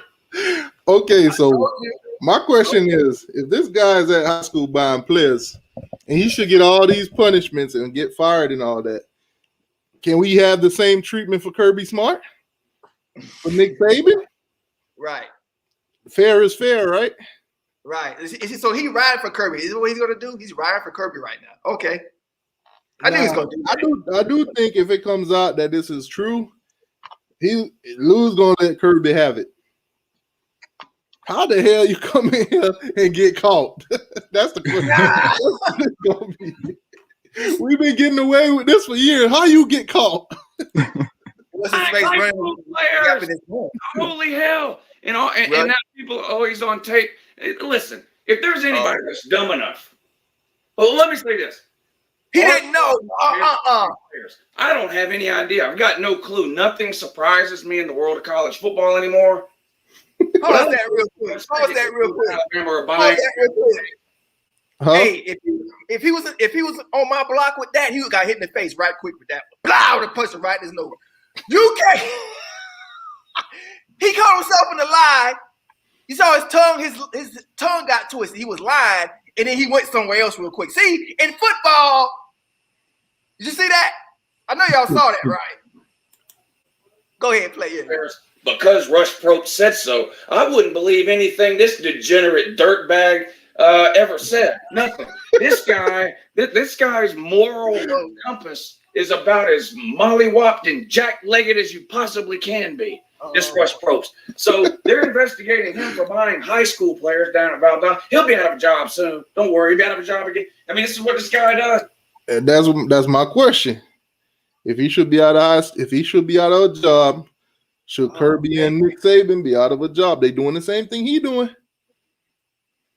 It's hard to even listen to this. Now, if they fire Kirby, Georgia got to start all over, basically. Because a lot of them recruits they got going to hit the transfer portal. A lot of them kids that committed going to decommit. And where they going to go? And a lot of them that's already signed their letter intent or whatever, they going to want to go somewhere else. Where they going to go? You know where they go. Florida State, Miami. Yep. You name it. We get a troll Lou for one. I'm gonna get a troll Lou. Job. Yes, he's a pretty good football mind and a football coach. Wins a lot of games, but his attitude, his personality, his lack of character, and his inability to follow any code of ethics is going to do him in, just like it does everywhere else he goes. But if there's anybody out there that believes for 1 second,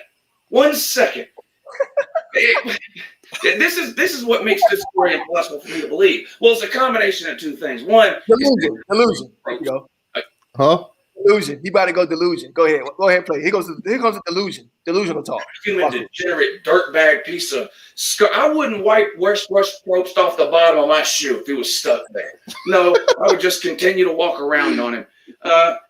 So one, I don't believe anything Rush Probst says. Two, the player he specifically names, Nick Chubb. Okay. Well, let me get the first part. Just because you don't believe him don't mean we have to. All you did was say he was a bad person in the past. Mike check. We've all been bad person in the past. You're not saying nothing with him doing bad stuff in the past. Okay? I've done some terrible shit in the past. I'm a whole different person. So that doesn't mean anything. That don't mean he's not telling the truth. But go ahead, teacher. I want to knock that bullshit out. Now, whether or not you a terrible person or not, when you sitting down and you having a conversation with somebody that you think you could trust and you telling them everything, most of the time you telling the truth. It makes you feel good when you confess. when you can talk to somebody, confide in somebody that you think you could trust, you'll tell them a lie. It makes you feel good because because they're not going to judge you. So it makes you feel good to tell somebody that's not going to judge you when you giving up your bad stuff, right? And He's not just only confessing. that, he didn't even know he was incriminating himself. Right. He's confessing to a friend. Now, there are plenty of college football players that have come and gone from colleges across the country that you might point to and say, you know, that kid, he looks like he might have some issues. He looks like he might have a questionable character. I don't know if I trust that kid. I don't know about this. I don't know about that. You can't say any of those things about Nick Chubb. Now, let me tell you this. What? Just because a kid is quiet and don't get in trouble or show anything, that don't mean that they can't do nothing behind the scenes. I can't understand his jargon. So you saying, so what he's saying is Nick Chubb is quiet and a good kid and he would never do. Is that what he's saying? Yeah. Get the hell out of here. Next. He's saying based on Nick Chubb's, so he knows Nick Chubb reputation. Based on his reputation, right? This is not something that he knows him told personally. him about him, then he would believe you. He knows Nick Chubb. Okay, here we go. All right, I got it. No, Lord. There is not a soul alive who has one bad or negative word to say about Nick Chubb. And the accusation isn't even that Georgia. That's not negative. It's that after his junior year, Nick Chubb accepted $180,000 to return to Georgia for his senior year. $180,000. Instead of 15, 20 million, whatever he would have made had he entered the NFL draft that year. Remember, Nick Chubb. Now, Delusion. keep in mind that with Nick Chubb, his junior year, if he would have entered the draft, he probably wouldn't go first round. Nope. Probably wouldn't go second. Right. So coming back to Georgia to get a degree, right, and up your stocks to get better money going into the NFL, plus $180,000 too. Why not? Let me tell you this, T2Y. What would your daddy say? What would your daddy say? Right. Let's put the fathers in this situation. My daddy would have probably said, "Look, I ain't making $180K right now.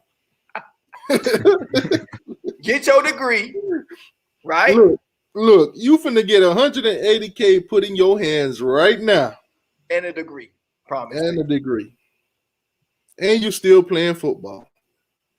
Wow. And that argument is dead. That argument has been used for years. Oh, yeah, he should get the billion, he turned out $1 million. That was his first full year back following the knee injury he had the year prior, and he didn't put up amazing numbers, at least not compared to. That sounds like an incentive to me. Nick Chubb came back to Georgia to increase his draft stock and get his degree. Sound like an incentive to me. Period. Story. He didn't have to come back. He could have went NFL that year. He didn't have to work at a record pace. We were the first to bring But Nick Chubb's not hiding from this story. Nick Chubb's not running from this story. Nick Chubb's not putting his head in the sand and pretending he hasn't heard this. He's not hiding behind lawyer statements. He's not hiding behind a PR firm with some kind of. Listen, Nick Chubb ain't got to do none of that right now. Nope. Because these are all allegations. Right. Nothing has been proven. No documents or anything has coming up yet. And he ain't gonna tell himself. If all that evidence like presents itself, then you might see a different Nick Chubbs. Hey, Son of Fire, I think we blow the lid off the ACC. As soon as he hears this nonsense, he goes right on Twitter and says, "Well, this ain't true." He just right outside, "This isn't true. Fake news," he said. Not true. Now who are you gonna believe? Rush Propst, human degenerate scumbag piece of trash. Yep, I believe it. Having an entire second family on the side is unbelievable. Unbelievable. Now let me say this. Let's say I got 3 families, right? I got 3 different houses that I live in. They don't all know about each other until one day I get caught.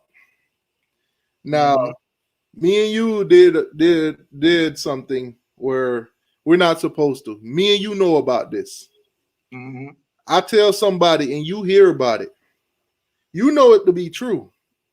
Mm-hmm. But the rest of the world don't believe me because they find out I got 3 families. So Yeah. now the world don't believe me, but there's a few people out there know this to be true. So Yeah, the world don't me a liar, but when I look at you, you gonna know the truth. Right. We gonna shut up. Hey, he losing it. Look, I never seen Lou spin out like this. He see the university crumbling. If you look at him, he's not looking at the screen. He's looking off into the distance. He's seeing the future. That's what he's scared of. Listen, he get the vision. I think what hit Lou is Georgia is at the top of they're at the pinnacle right now to win a championship. They're right where they want to be, and then this happens. It's hard for me to keep up with him in this video because he'll be talking about one thing and then he'll jump. Like they say he's stuttering. He'll jump to something else. I'll be like, wait, but what you got to look at as an Alabama fan, it's not going to hit Alabama fans like it's going to hit, Georgia fans. Alabama's been winning championships for the past 10 years now. That's true. Georgia hasn't won in 41, and they're so close. So for Lou, as a Georgia fan, he's seeing if this were to be proven true, how screwed Georgia is. I always tell everybody. They might be going on 50. Let me say this real quick. I always tell everybody this. Like, I know Florida State is down and we're bad, and I still troll teams. But some guys get this delusion in their head they're gonna be on top forever. I'm like, no. The pendulum swings. Eventually, it's going to be your turn. And right now, it's his turn. Boy, I don't know if he's going to be able to take it. It's going to happen to Clemson. It's going to happen to Bama. Yeah, Georgia's buying players. But and you should listen to the recording. This guy, he sounds like such an idiot. Kirby's from West Georgia. He knows the richest man in Bainbridge, the richest man in Albany, and he's got the 2 richest people down there. So he's got the 4 richest people. And what a coincidence. 3 $60,000 donor checks come in right around the same time Nick Chubb decides to come back for his senior year. Yeah. 180. Bro, I told you. On the way home, I was listening to this, man. Lou had me dying with this video. T2Y, he mad for real. T2Y, that's right. Think about it. If you a low-ranked draft pick, if you know you get intel from your agents, that's what they doing, right? Getting intel. And the agent tell you they're not talking about drafting you to the 4th or 5th round. 180 grand is the same check, ain't it? How much you get for that low? I mean, I think the first round is like what, 3 million and up? Yeah, you get $1 million. You got like $1 million or something like that the first round or something like that. Yeah, I think it's like three something million for the first round. But when it gets to the 4th and 5th, yeah, it's low. So like you got a guy say, "Hey, I'm gonna give you 180. Come back, build your stock up so you could go in the first round for 3 million or something." And you get your degree on top of it. So if this football stuff don't work out because of whatever odd reason, maybe injury or something, you have a degree to fall back on. But check this out. Protect yourself. This another thing too. Check this out. If you go to stay and get that 180 grand, and then you raise your stock up, now you got $3 million and $180,000, right? Instead of 180,000 for that first NFL year, and then your second year you got to get 2 or 3 year rookie contract. So now your second year you only got $600,000, whereas now he's going to have $3 million. 2 million plus that 180, and then the next year he'll have $4 million, $5 instead of 100 instead of 300,000. I'll tell you one thing. If they knew how Georgia's 2018 season was gonna go, they would have told him just go ahead. Right. So instead of him going to the NFL for 2 years and having just $300,000 a rookie contract, he'll have $5 million instead now. The four richest guys in Georgia, and they gave $60,000. What $60,000 is a ton of money to an idiot like me. To the four richest people in Georgia, $60,000 ain't that much money. But yeah, proven point. It ain't nothing to them, so they don't got no problem giving it to them because they're going. You know what they're gonna do? They're gonna bet with Vegas on Georgia. They want the pieces to be stacked in Georgia's favor. So if you bring back a guy like Chubbs, it brings the odds in Georgia's favor a lot more. So I could go out to Vegas and say, "Hey, I got $1 million on Georgia this week. I know Chubbs is there. I got an experienced running back or whatever, or whoever other players they pay to come back. My odds of winning more money. That little 60,000 no means nothing to me when."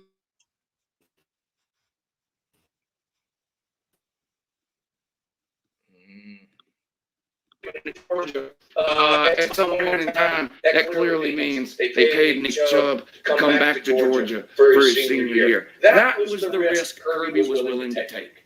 If you're gonna straddle the line, if you're gonna push the envelope, you're gonna try to bend the rules or even break the rules. That's the hill you want to die on. That's you. Huh? I think I hear an echo. Might be you or somebody. Nah. This guy said, here we go. He said the third pick. Oh my God, that's even worse. He said the third pick in last year's draft was a $30 million guaranteed over 4 years. Damn. A fifth round pick is around. So this is where he would have been. This is where Nick Chubb would have been. Around 4 years, $3 million. So that means basically by him staying a year, he raised his income by $20 million. More than that. I'm sorry. Hey, Orange Green Blood say had to delete everything I was gonna say because Tally made the point for me, and he did it better. I don't even know what I said. I've been smoking weed. I don't even know what I said. That's God. That's God touching me. That's God touching me. Oh man. Hey, Chubb to come back for his senior year. Yeah, right. Nobody believes this story. Nobody. I'm sorry. Nobody believes this story. I'm sorry, Lou. I believe it. And again, I'm not saying I don't believe this story because it's impossible that Georgia pays. Okay, don't contradict yourself now. No, he's not contradicting himself there. I'm clearly a Georgia fan, but so he talks about Georgia and Alabama in the video. I'm not on here telling you, oh, this is BS because there's no way Georgia pays players. Hey, pause that. Pause that. He glossing over Alabama because everybody know he know Alabama cheating, so he didn't even touch Alabama. That's what that was. he probably been saying it a lot on his live, so he can't look he's flipping and flopping and stuff. He know Alabama cheating. That's why he ain't saying it. I can say this. If Georgia wasn't involved, Lou would have went in. He would have went ham on Alabama. He would have went ballistic. First of all, I see a difference in when you talk about paying players. I see a difference in the so-called $100 handshakes or free meal at a restaurant versus most people's idea of paying players, which is checks written in the tens or hundreds of thousands of dollars to a player or his family or whatever. Things like what was going on at Ole Miss. Things like what was going on at Tennessee. Now, I must say this. When this stuff was going on at Ole Miss, Lou was killing Ole Miss. Lou was killing Tennessee. It comes back. It always comes around. I'm telling you, man. You see me, if this stuff happened at Florida State, I'm going to kill Florida State. And then when it happened to Miami, I'm like, God. You got to expect it. It's coming. You got to take it. Damn, man. I just said all this shit about them now. It's coming on my program. Shit. You got to take it. Hey, man. Everything. Take all kinds of abuse. I'm used to it now. Pruitt fired. I'm not one of these people that believes that's happening everywhere. There are some people that believe that. I'm not one of them. But I'm not saying it's impossible that Georgia or Bama have ever paid a player or a recruit or whether you want to talk about the $100 handshakes or whatever. You know what we're talking about. But it's not because Rush Propst says so. It's just not. This guy's a degenerate human piece of crap. He's not even hot doo-doo. No. No, Rush Wait, Probst this is what got is me. like the crusty, almost Okay, pause that. fresh old pile. Don't even stink no more. Piece of doo doo. That's even more of a reason why he would tell, right? If somebody's at the bottom and they hating and looking up at somebody doing better, that's even more of a reason. Now, what had me down was he said the man's not even hot doo-doo. He's that dried up doo-doo that don't even spell no more. He wasn't even snitching though. He wasn't even snitching. That he knew he didn't know he was snitching. He was snitching. He just didn't know he was snitching. So that's he telling the damn truth. That's common sense. Why would he lie when nobody listening? Hey man. That's what I'm saying. That's what I'm saying. I believe there's some truth to this. I can't lie to myself. You can't lie to yourself. My good Lord. OG said, I agree with Lou. Bama and Georgia are both Snow White programs. And one has Saint for a head coach. Oh, God. The Messiah is at Georgia, Alabama, Georgia University. The Messiah is there. And that's another point, too. He's being investigated for paying players. So he knows who's doing it, and he knows who's doing it. Yeah, in the game. When he was telling on himself, when he was telling on them, he was telling on himself too. That's what I'm saying. If he knew this was going on, this guy was a rat, this guy was a snitch, he wouldn't have been telling on himself too. He wouldn't have been telling on the police, the mayor, everybody. Who was the one that put this out? Who's the snitch? What's his name? Who did this? I don't know who the guy is that's recording. Oh, is he hiding himself? He's hiding behind a piece of paper. Trust me, he's somebody that Rush trust and thought he could trust. Oh, so this guy is hiding somewhere, and it's like me and you get together.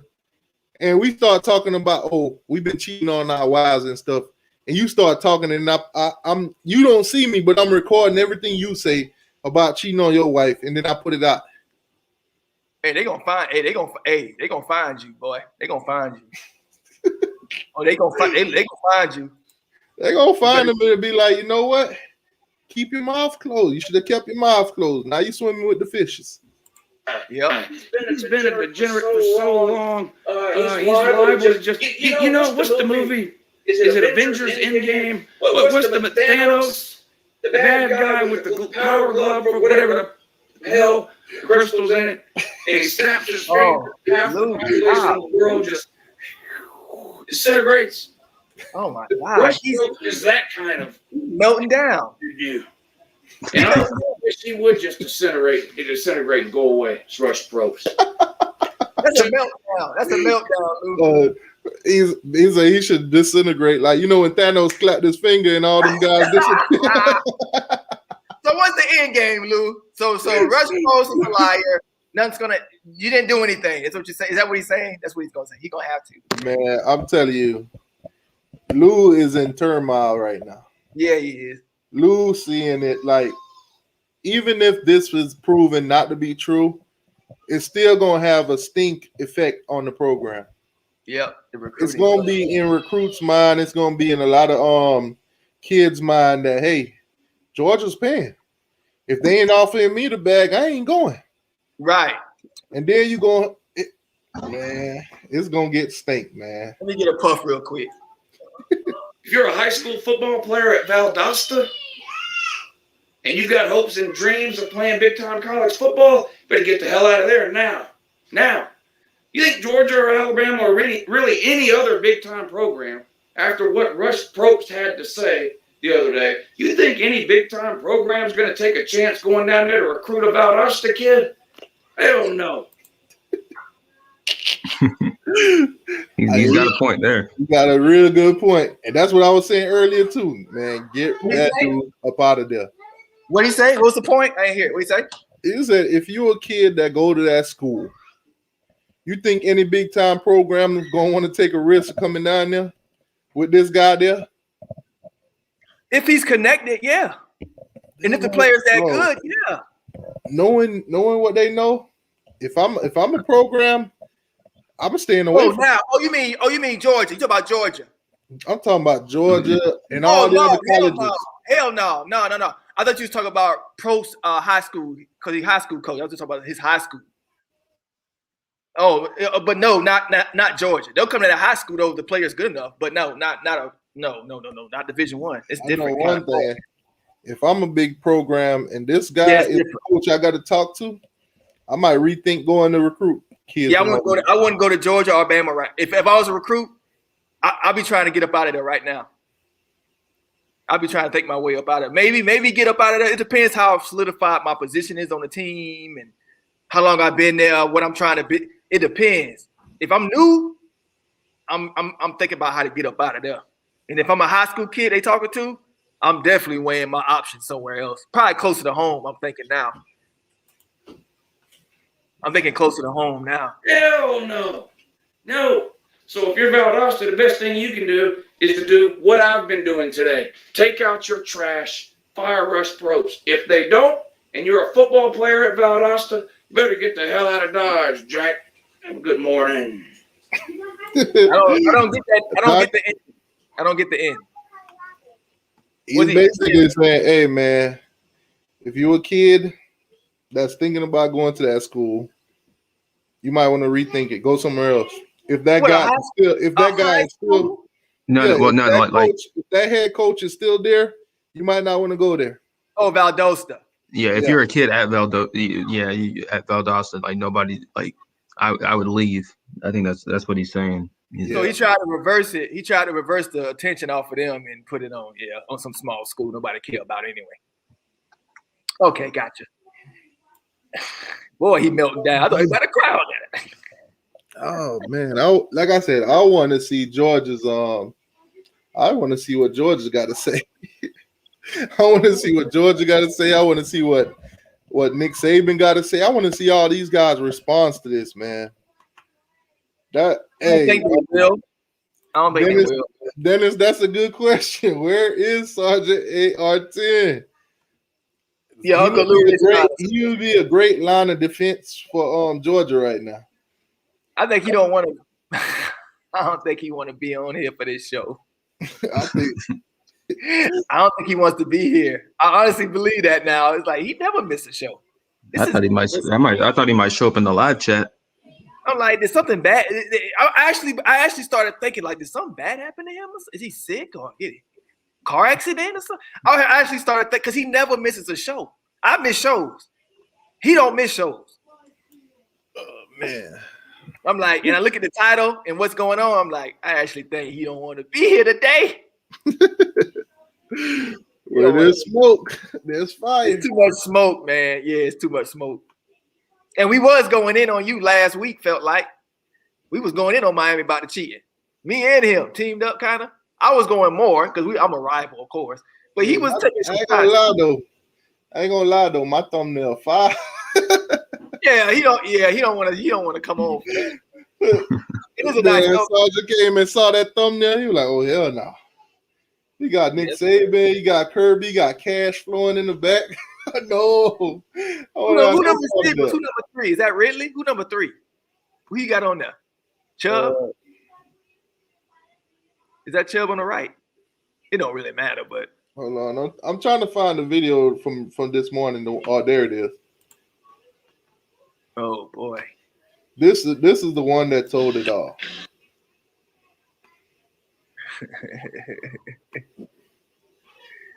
Welcome back. It's Jack Mack. Now this is Barstool. Why he smiling so much? He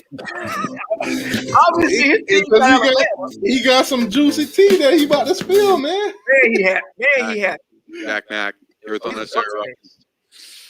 Another video for you, and let's just say we got some cheating to talk about. Hold on. Unnecessary Roughness. If y'all copyright me for playing this, y'all some assholes, bro.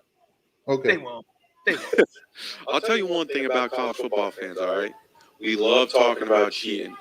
Doesn't matter which program we cheer for, what conference we're in.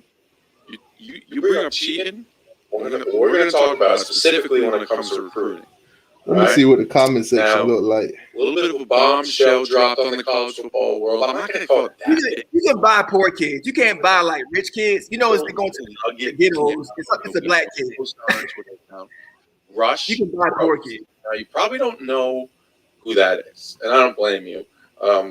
He's a very famous, not very famous, I shouldn't say very. He's a well-known high school football coach in the South. Remember MTV Two-A-Days? It was a short-lived show, but it was a hell of a show.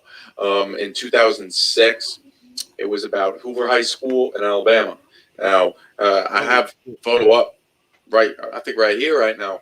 And wow. I mean, the kids looked like they were all 22 in it, but I remember watching it, loving it. Wait a minute. Her thighs hanging like that. She looked like she 30. That's a 30-year-old thigh hanging down there. That ain't You got to realize, man, this is on TV, so some of them ain't gonna be the actual kids. It's gonna be some, some actors. I'm over here feeling like a Chester. That girl ain't no goddamn. Ain't no way in hell. I'm feeling like a Chester over here. Alabama, and would go on to play for Hoover High School, which was then coached by Rush Propst. Now, in this video that has been leaked, it's not even a video, it's more a video recording. Rush Propst alleges, I want to put that out there, alleges some very you gotta always say alleged, bro. You could get Georgia sued. And Alabama will start with. Next thing you know, I'm getting a letter from Kirby Smart saying he's suing me because I didn't say allegedly. Georgia. You know what Kirby's doing at Georgia right now? You know why he's taking that program where he is? I think because he's a good recruiter. He is. But why do you think he's getting these kids and keeping kids in and all that stuff? Taking care of them. Taking care of them, all right. You sound like a gangster, like old mom guy. He is the guy that sort of handles things. Okay, he's the handler. You sound like Gator Hater. So Kirby went down and he do. Pause that real quick. Southeast. Hey, pause it real quick. South. If you close your eyes, right? Because I've had personal conversations with Gator Hater. You have too. It sounds just like him. You think Gator Hater the snitch? No, I mean the dude talking. You talking about the dude talking. Rush. Is that Rush? You got the richest guy in Baton Rouge. You got the two richest guys in Caldwell. He's got the rich guy over here in Valdosta. Anybody's in Georgia. Well, I knew he's got in Valdosta. Multi-millionaires. Now listen, you know how much money they spend on lawyer when they get something like $9,000 to $100,000 to sign. He whispering too. $9,000 to $150,000 to sign. Like Chubbs, when Chubbs came back and Chubbs was going to NFL draft, Mark Motley, it was $3 $60,000 donations given to Chubbs to stay in school. It was $180,000. Let's just start with the fact that Rush Propst isn't the most trustworthy guy in the world. He's currently under investigation right now for recruiting misconduct and improper use of school funds at Valdosta High School. I think that's in Georgia, maybe in Alabama. He also recently, it was revealed that he had a secret family. He had two families at once. He's been investigated at almost every stop that he's had. Spin, check him out now. That he's raising. I do want to know that Rush Propst isn't the most trustworthy guy in the world. However, this is a very well-connected man. He may know what he's talking about, and let's just say the allegations in this video, if they were true, wouldn't be surprising. Kirby Smart comes in, talks to the donors, the most rich people in Georgia, and who are connected to Georgia football, and says, hey, guys, this is how we're going to do business down here. All right? And Kirby Smart, as the host of Unnecessary Roughness says, Brandon Walker says, Kirby Smart changed the price of doing business in the SEC. Now, within the video, Rush Propst, 180,000. that Changed the price. words of He raised it up. 90,000 were given to recruits by Georgia. Now, that's something I've always wondered. That's a lot of damn money. Do- I'm 42, and that's still a lot of money to me. And that's a kid they're giving it to. Of bringing in a 5-star to your program is through the roof. I think it's upwards of like $3 to $5 million. I'll put the study up. Right. All right, so I may be saying the wrong number. All right, so from what he's saying, studies 5 stars are worth about 650,000 per year. Oh, so they getting underpaid. So it's now you see. These are real now you profits. see- These are real numbers. These are real, like to the university, how much they make the university. Is that what this is saying? No, I think it's just based off of how much like production they bring to the team, like how much money that's how worth. much they could, Like if they were actually getting paid. Yeah, to the budget. That's what I mean. So that's how much they are to the like LeBron James. like they can help bring in how much money they can help bring the school. It's like LeBron When James. it comes to right? when it comes to like people showing up to watch the games. Yeah, LeBron having these James kind of makes guys. $7 billion a year, but how much does he make the billionaire that owns the stadium? Exactly. That's what. Yeah, I get it. So you give a guy like Nick Chubb 180K, but he's bringing in 600, almost more than $500,000. Jordan say Alabama's not cheating. They just everybody just playing catch up. Yeah, I see what you're saying there, but they are cheating according to the letter of the law. To the letter of the law, the Bible, they are cheating. Listen, the NCAA law book. NCAA set their rules. This is against it. They consider it cheating. It's cheating. Yeah, according to the letter of the law, it is. Now, if you cheating and you don't get caught, you're not cheating. But once you get caught, too bad. But hey, I'm learning a lot. Yeah, if you can get the donor to drop off a duffel bag, but somebody to drop off the duffel bag at this kid's house, 150K from Georgia, in a Georgia duffel bag, you're gonna do it. There's nothing wrong with that either, and especially for the kid. Accept that. Take that money. Take that bag. However, this is against the rules. This is against the NCAA rules, and the NCAA actually wanted to take down.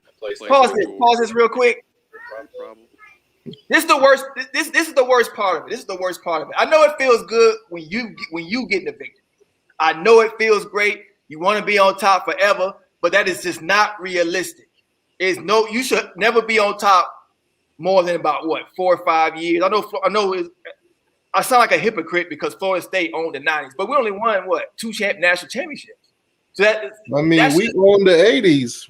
Yeah, that's just winning percentage. That's just we own the winning percentage. It's not the same. We were consistently winning games. But we were just getting Florida players that were in our backyard. Hold on. This guy said, Jordan, why didn't this come out 07, 09, and 2012 and all of that? Let me finish.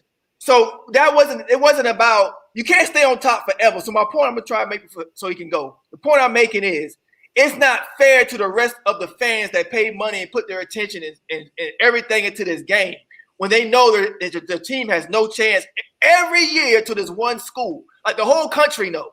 That's a disservice to the fans. Teams should have it should be a new team winning championships, right? If the NFL had the same team winning championship every single goddamn year, you would get sick of that shit. You would be unless you're that team, of course, right? Unless you're a fan of that team. But every other person in the nation, they ain't gonna have their year ever. Like that's what it does. It takes away parity. That's all I'm saying. Good. He also alleges that there were 3 separate $60,000 donations that came in from the donors to Nick Chubb to convince him to stay at school. That was Kirby's first year, I think. At Georgia, they lost in the national championship game to a game. But that was actually year 2. I apologize. Year 2 for Kirby. Alabama. He must have heard you. Yeah. Nick Saban. I was gonna say, that was gonna be my next guess. Nick's got it made because Nick's got one guy he answers to, Paul Bear Bryant Jr. Paul Jr. is his go-to guy, multi, he's the second richest guy in Alabama, or the third richest guy in Alabama, is the guy from Mobile. And so Amos Cooper. So Amos handles all the Mobile money. Coach Bryant had that set up in the 60s, 70s. So Mobile, where all the dirty money comes, or over around Aliceville up to the west side of the state, up around Florence, down in that Joe Wheeler State Park money. Mm-hmm. Man, I'm telling you, that's how Alabama handles every bit of their damn recruiting. So This from Rush, some damn good content. The Georgia stuff was great. We know that My guy said this is some damn good content. Who mad? Who mad? To hear that Yeah, they he's good. cost around $180K to keep in school. It was interesting to hear that you have to pay around $150K for a top recruit. That's great. It's interesting to hear those numbers, but we know they're cheating. That's the price that they pay. Right. You know, How much is for the top recruits? 180, right? 150. 150. Okay. So that's for a 5-star. Okay, got it. Now you see the list. Oh, he got the mafia on now. What you doing? Let's go over. I did a He got the mafia on it. things. We'll start with Paul Bear Bryant. He got the goddamn NCAA Illuminati on the screen. I think that's how long he was when a bunch of That's the Illuminati. outside Bryant Stadium. All right, well, beloved at Alabama. It's Nick Saban and Paul Bear Bryant, both of them together. Yeah. Now, in the 60s, he essentially founded a People's Bank. Later, in 2005, his son, Paul Bear Bryant Jr., who, by the way, a bunch of UAB fans blamed for their football program going away, and I think 2016 or maybe 2017. That's a video for another time. But he then took that People's Bank and then created a very big bank in Alabama called Bryant Bank in 2005. Essentially, what Rush is saying or alleging, that's the proper way to say it, is that if Nick Saban needs recruiting funds, and I'm not saying funds to send an assistant coach to a steakhouse, I'm saying duffel bag funds. The big bag. You can pick up what I'm Mom saying. shit. Which is what the boosters do. They put down duffel bags at a recruit's house or maybe their grandma's house, however, Paul Bear Bryant is the guy, Paul Bear Bryant Jr. is the guy that Nick Saban goes to. He's the one that he goes to get the money. And that money is washed through the Bryant Bank. So this is why I'm saying this is why they don't get caught. Break that down again. Break that down what he just said. Break that down for me. This is why they don't get caught, man. Saying funds to send an assistant coach to a steakhouse. I'm saying duffel bag funds. You can pick up what I'm putting down, which is what the boosters do. They put down duffel bags at a recruit's house or maybe their grandma's house, however, Paul Bear Bryant is the guy, Paul Bear Bryant Jr. is the guy that Nick Saban goes to. He's the one that he goes to get the money. And that money is washed through the Bryant Bank. Pause that. So he So basically, he get the money through the bank. They wash it through the bank to make it legit. So it's not going to get traced back to Nick Saban or Alabama. This is boosters' money. Oh my God, college football. This dude just took down the whole game. Bro, that's what I'm telling you, man. Nick Saban, their whole organization is like the mafia, bro. They've been doing this cheating shit until this dude just snitched. They took the whole decade. That's gangster. I kind of like Nick Saban now. What up? The more I'm learning, why am I liking him more? Bro, he's smart. Okay, perfect example. I'm not supposed to be remember when they came out and say that Donald Trump was only paying this much in taxes, this itty bitty amount, and we was all like, damn, I pay more than he do. And I ain't got no money. I see why I looked at Trump, and I looked at Trump and like, this motherfucker smart. This why I was not liking Nick Saban. because I didn't want to think he was, paying players. So when he puts a player out there, I didn't know the reality of it. He puts a player out to be like, oh, he's a quitter, you're a piece of crap. I'm looking at it like, oh, you sitting on a player that's making, money for you. But come to find out, you paid him. Oh, that player's a dick. That player's a dick. You're not the dick. He's the dick. I didn't know that. You can look it up on the internet. It's everywhere in Alabama. I think if they may even have more locations. I don't know for sure if this is true. We don't know if it's true. It's all allegations that came from Rush. But if true, Alabama, by golly. He owns him. Shit, man. He said, by golly. That's pretty good work. That's good work, man. Seeing like a mafia movie. Yeah, that's good work. ESPN can't say shit about that because they ain't involved. So they ain't gonna say shit. Knew that he was being recorded. But I was surprised he spilled the details like this. He's essentially, I guess he was speaking. Recorded this past week. That's not for sure, but it came out on Saturday. Pause this for a minute. This is how it's going to be bad. This is how it's going to be bad for everybody because the game's been exposed. This is how it's going to be bad.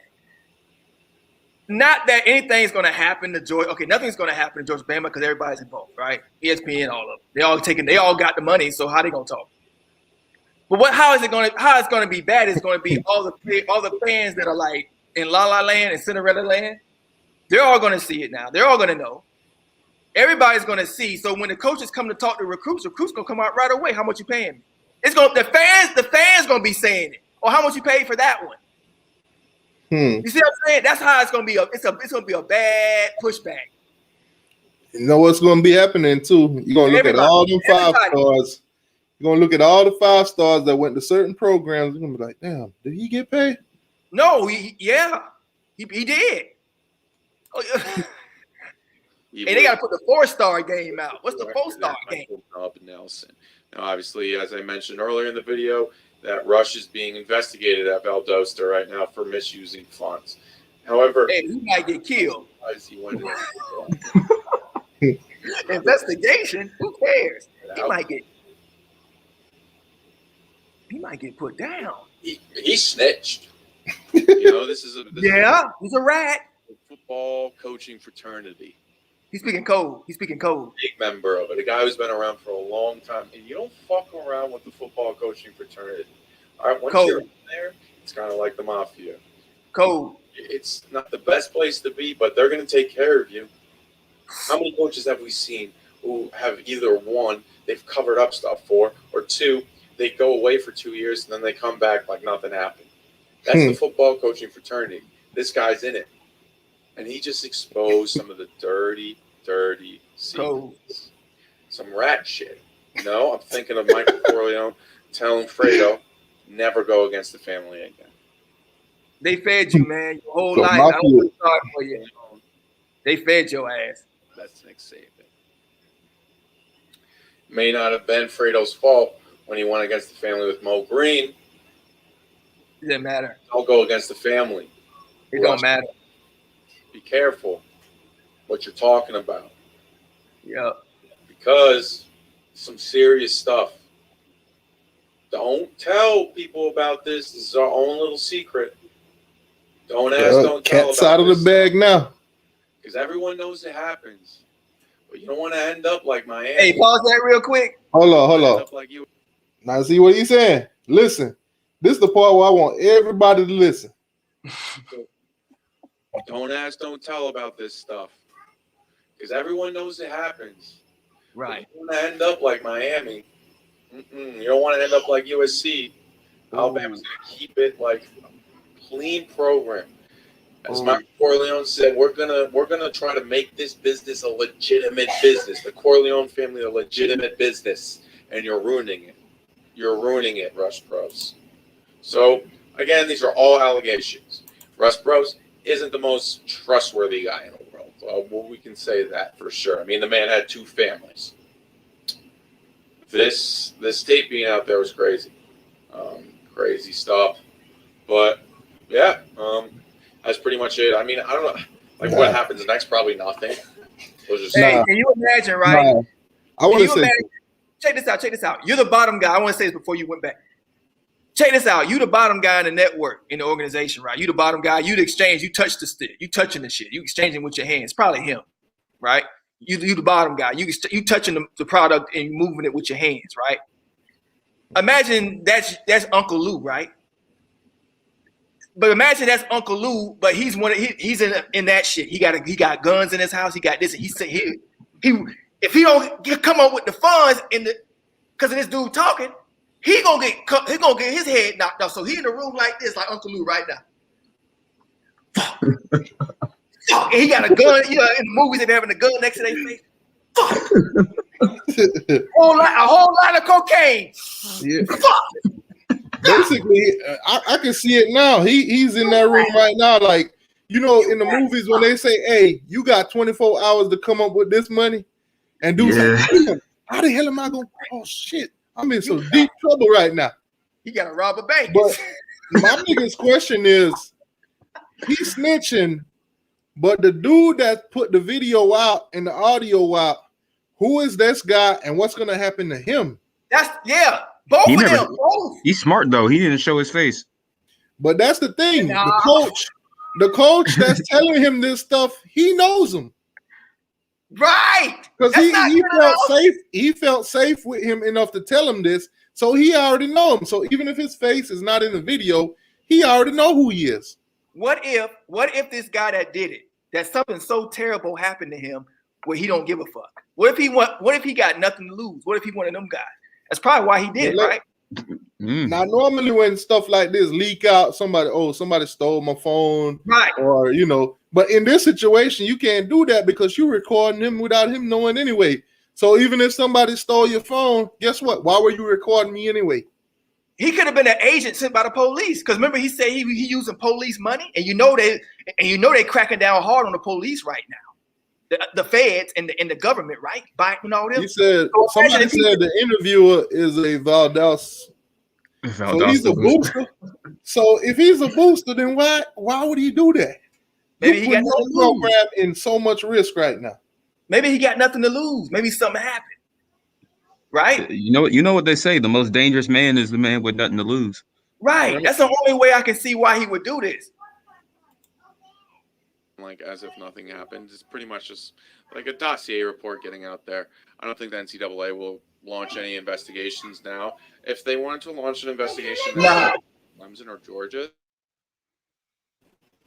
right? Nah.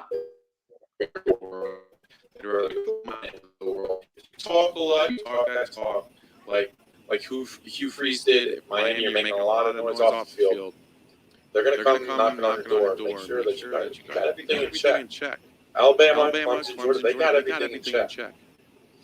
They have a program that is a legitimate business, and the NCAA isn't going to fuck that up. All right, so it's a disservice to the game. It's a disservice to the game, though. And that's what I'm saying.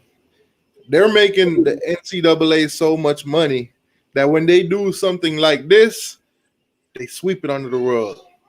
They leave it alone. They don't investigate the way they would investigate us. Check out this. This is another backlash. I just call another vision. There's another backlash.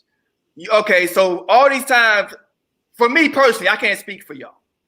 Me personally, college football is a fair game. You get, and this your turn is coming next soon. It's coming. Just lose. Grow a little bit. Your turn is coming. Now, fans, this is how I'm looking at it now. Now my goggles off.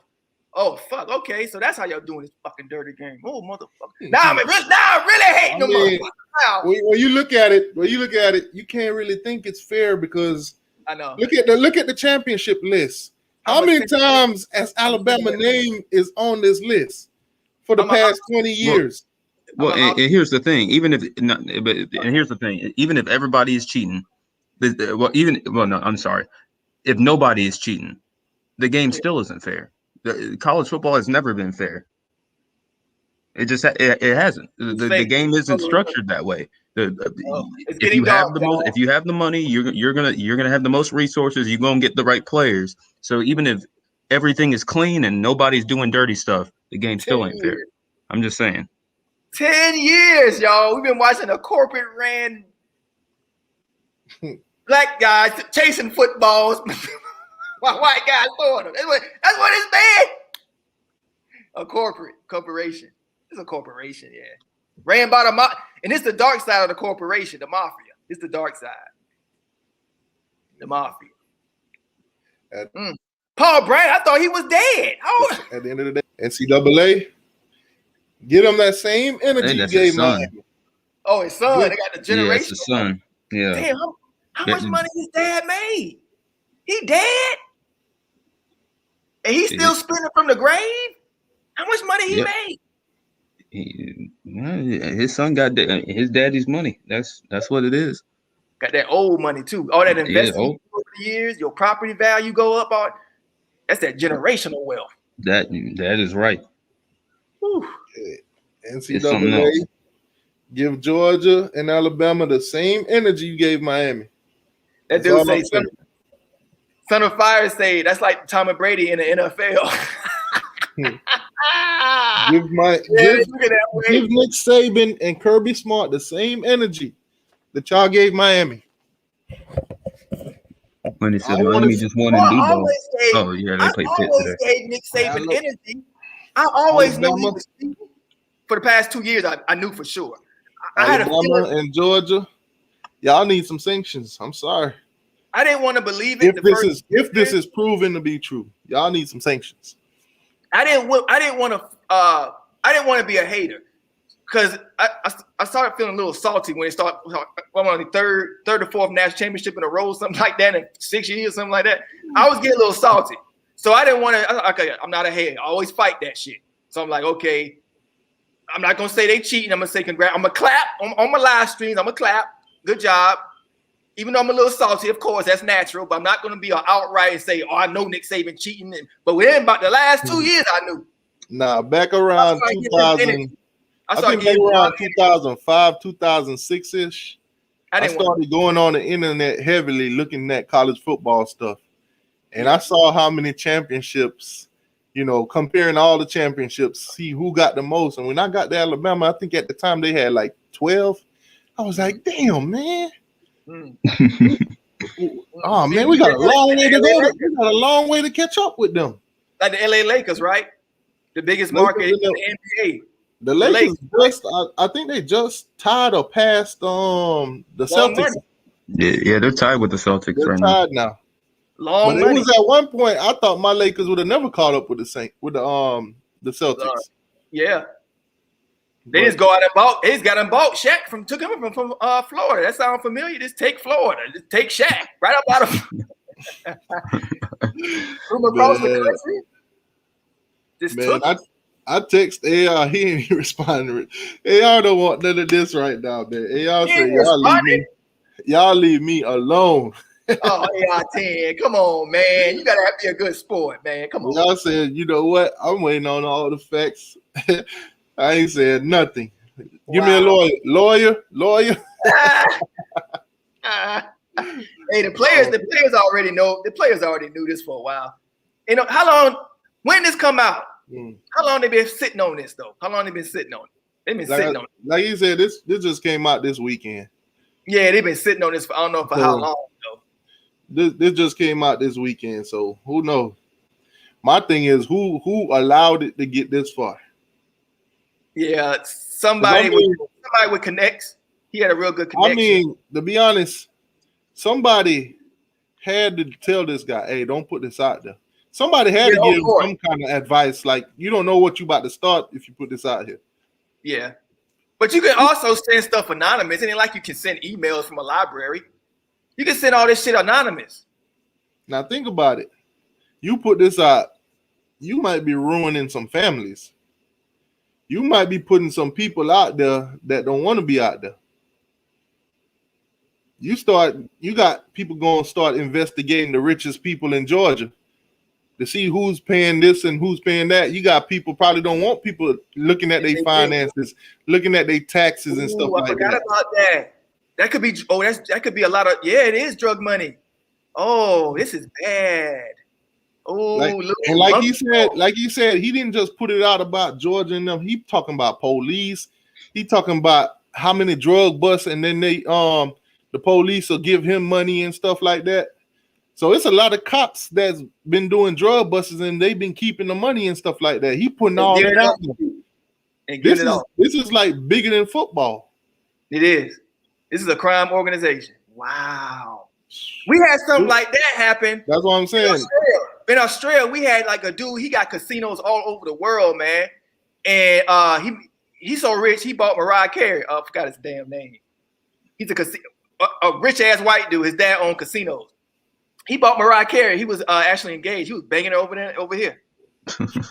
Yeah, he that rich. Right after Nick Cannon left her, she said, "Fuck that, fuck love." She went to Australia at his casino guy. She said, "Fuck love." But seriously, though, everything. But that's what I'm saying. He got caught cleaning money through the Asian crime gangs, Asian drug money. They were cleaning their money at the casinos. You got CEOs. All the bosses is stepping down. I'm like, oh yeah, you sorry bastard. What you running for? They're all stepping down and shit. They're all caught up in it. So this has that feel. And now all the casinos in Australia and he got casinos all over the earth. Thailand, all over the place. All the businesses shut down. All the realty business, all that shit. And he's done. So that feels like this feel the same because he's super rich. He got way more money, a lot of money. He got world money. But this feel like that same kind of feel where this is gonna affect everybody. Like, hey, at the end of the day, this dude, all I can say, both of them, the one that snitched and the one that recording, protect yourself. Change the game. It changes the whole game, don't it? Protect yourself. That's all I'm gonna say. Protect yourself. Cause they coming. He flipped the whole game on his head. He flipped the whole. They coming for both of them. He flipped the whole game on his head. He exposed the whole game. Because I could already see it. Hey, who's this guy you told all this stuff that recorded this? Oh, it's such and such. They're going to go for such and such, and they're going to come for you too. Yeah. They ain't going to be alive much longer. Nah. Because he told the police. The police can take you out with immunity. That's what I'm saying. This must be, he got nothing to lose. He don't care. Because the police can take you out. And just say, he had a gun or something. It ain't hard. Hey, man. He ain't got nothing to lose. Hey, tough, I'm right with him. All I'm saying is when you're dealing with millionaires, billionaires, it's certain things you just leave alone. When you go to messing up these guys' money, it don't take nothing for me to say, hey, I know a crackhead down the street that'll do them for $20. So you got guys that hire somebody professionally to do these stuff. Yeah, he's an agent. Sound like an agent. Secret agent, man. That's why you don't run your mouth. Nothing like that's something he whispering to him. He really trusts him. I mean, that's what it is. You better know this guy. It's pillow talk, man. He basically, it's like he at home with a girl that he just brought home. He don't know her, she don't know him, and he just telling her everything about his personal life. And some enemy gang done sent her as a prostitute spy. Yeah, that shit happened. He been doing some shit where the cops don't send her there. She got a recorder in her purse or something. Yep. And he just telling everything. Oh, we sell drugs. We sell drugs under the bridge every Friday. They do a pickup. They don't train her. They don't train her how to suck your eyeballs through your neck. You hear me? They don't train your brain is always. Now the NCAA, they probably on the phone with Georgia and Alabama. Like, how we gonna clean this shit up, man? How we gonna clean it up? She done got your brain in her mouth. You're like, yeah, I did it. I did everything. So did I love you? Man, that's the question for the NCAA. How are we gonna clean this up? How are we gonna make Alabama and Georgia look good because they're the front of the NCAA right now. They're teams that in the top 10 almost every season. Man, they in the top 2 every year. Bama, they top 2. When have they dropped below 8 in the last decade? Have they dropped out of the top 10? Top 8? I think they dropped out last season. They did. They had 2 losses. What 29? It was 2019. I think they were still in the top 10 even with those 2 losses though. I don't think. See, ESPN already knew. He's like, man, who cares about it? They can have 3 losses. We know they're the best team. Give Nick Saban that month. Put it like this.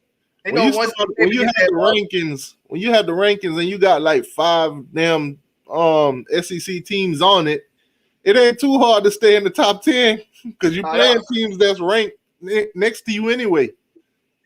Remember that year Nick Saban lost? And this told me a lot. This told me a lot that year. That was an eye-opener because I was confused. But I had to rationalize and think about it. I'm like, wait a minute. Bobby Bowden used to get wins like this, and he didn't act like that with 1 loss. Nick Saban acted like he was going to have a hit on his head. He didn't even see it. I saw it. I know what that frantic. I know the game.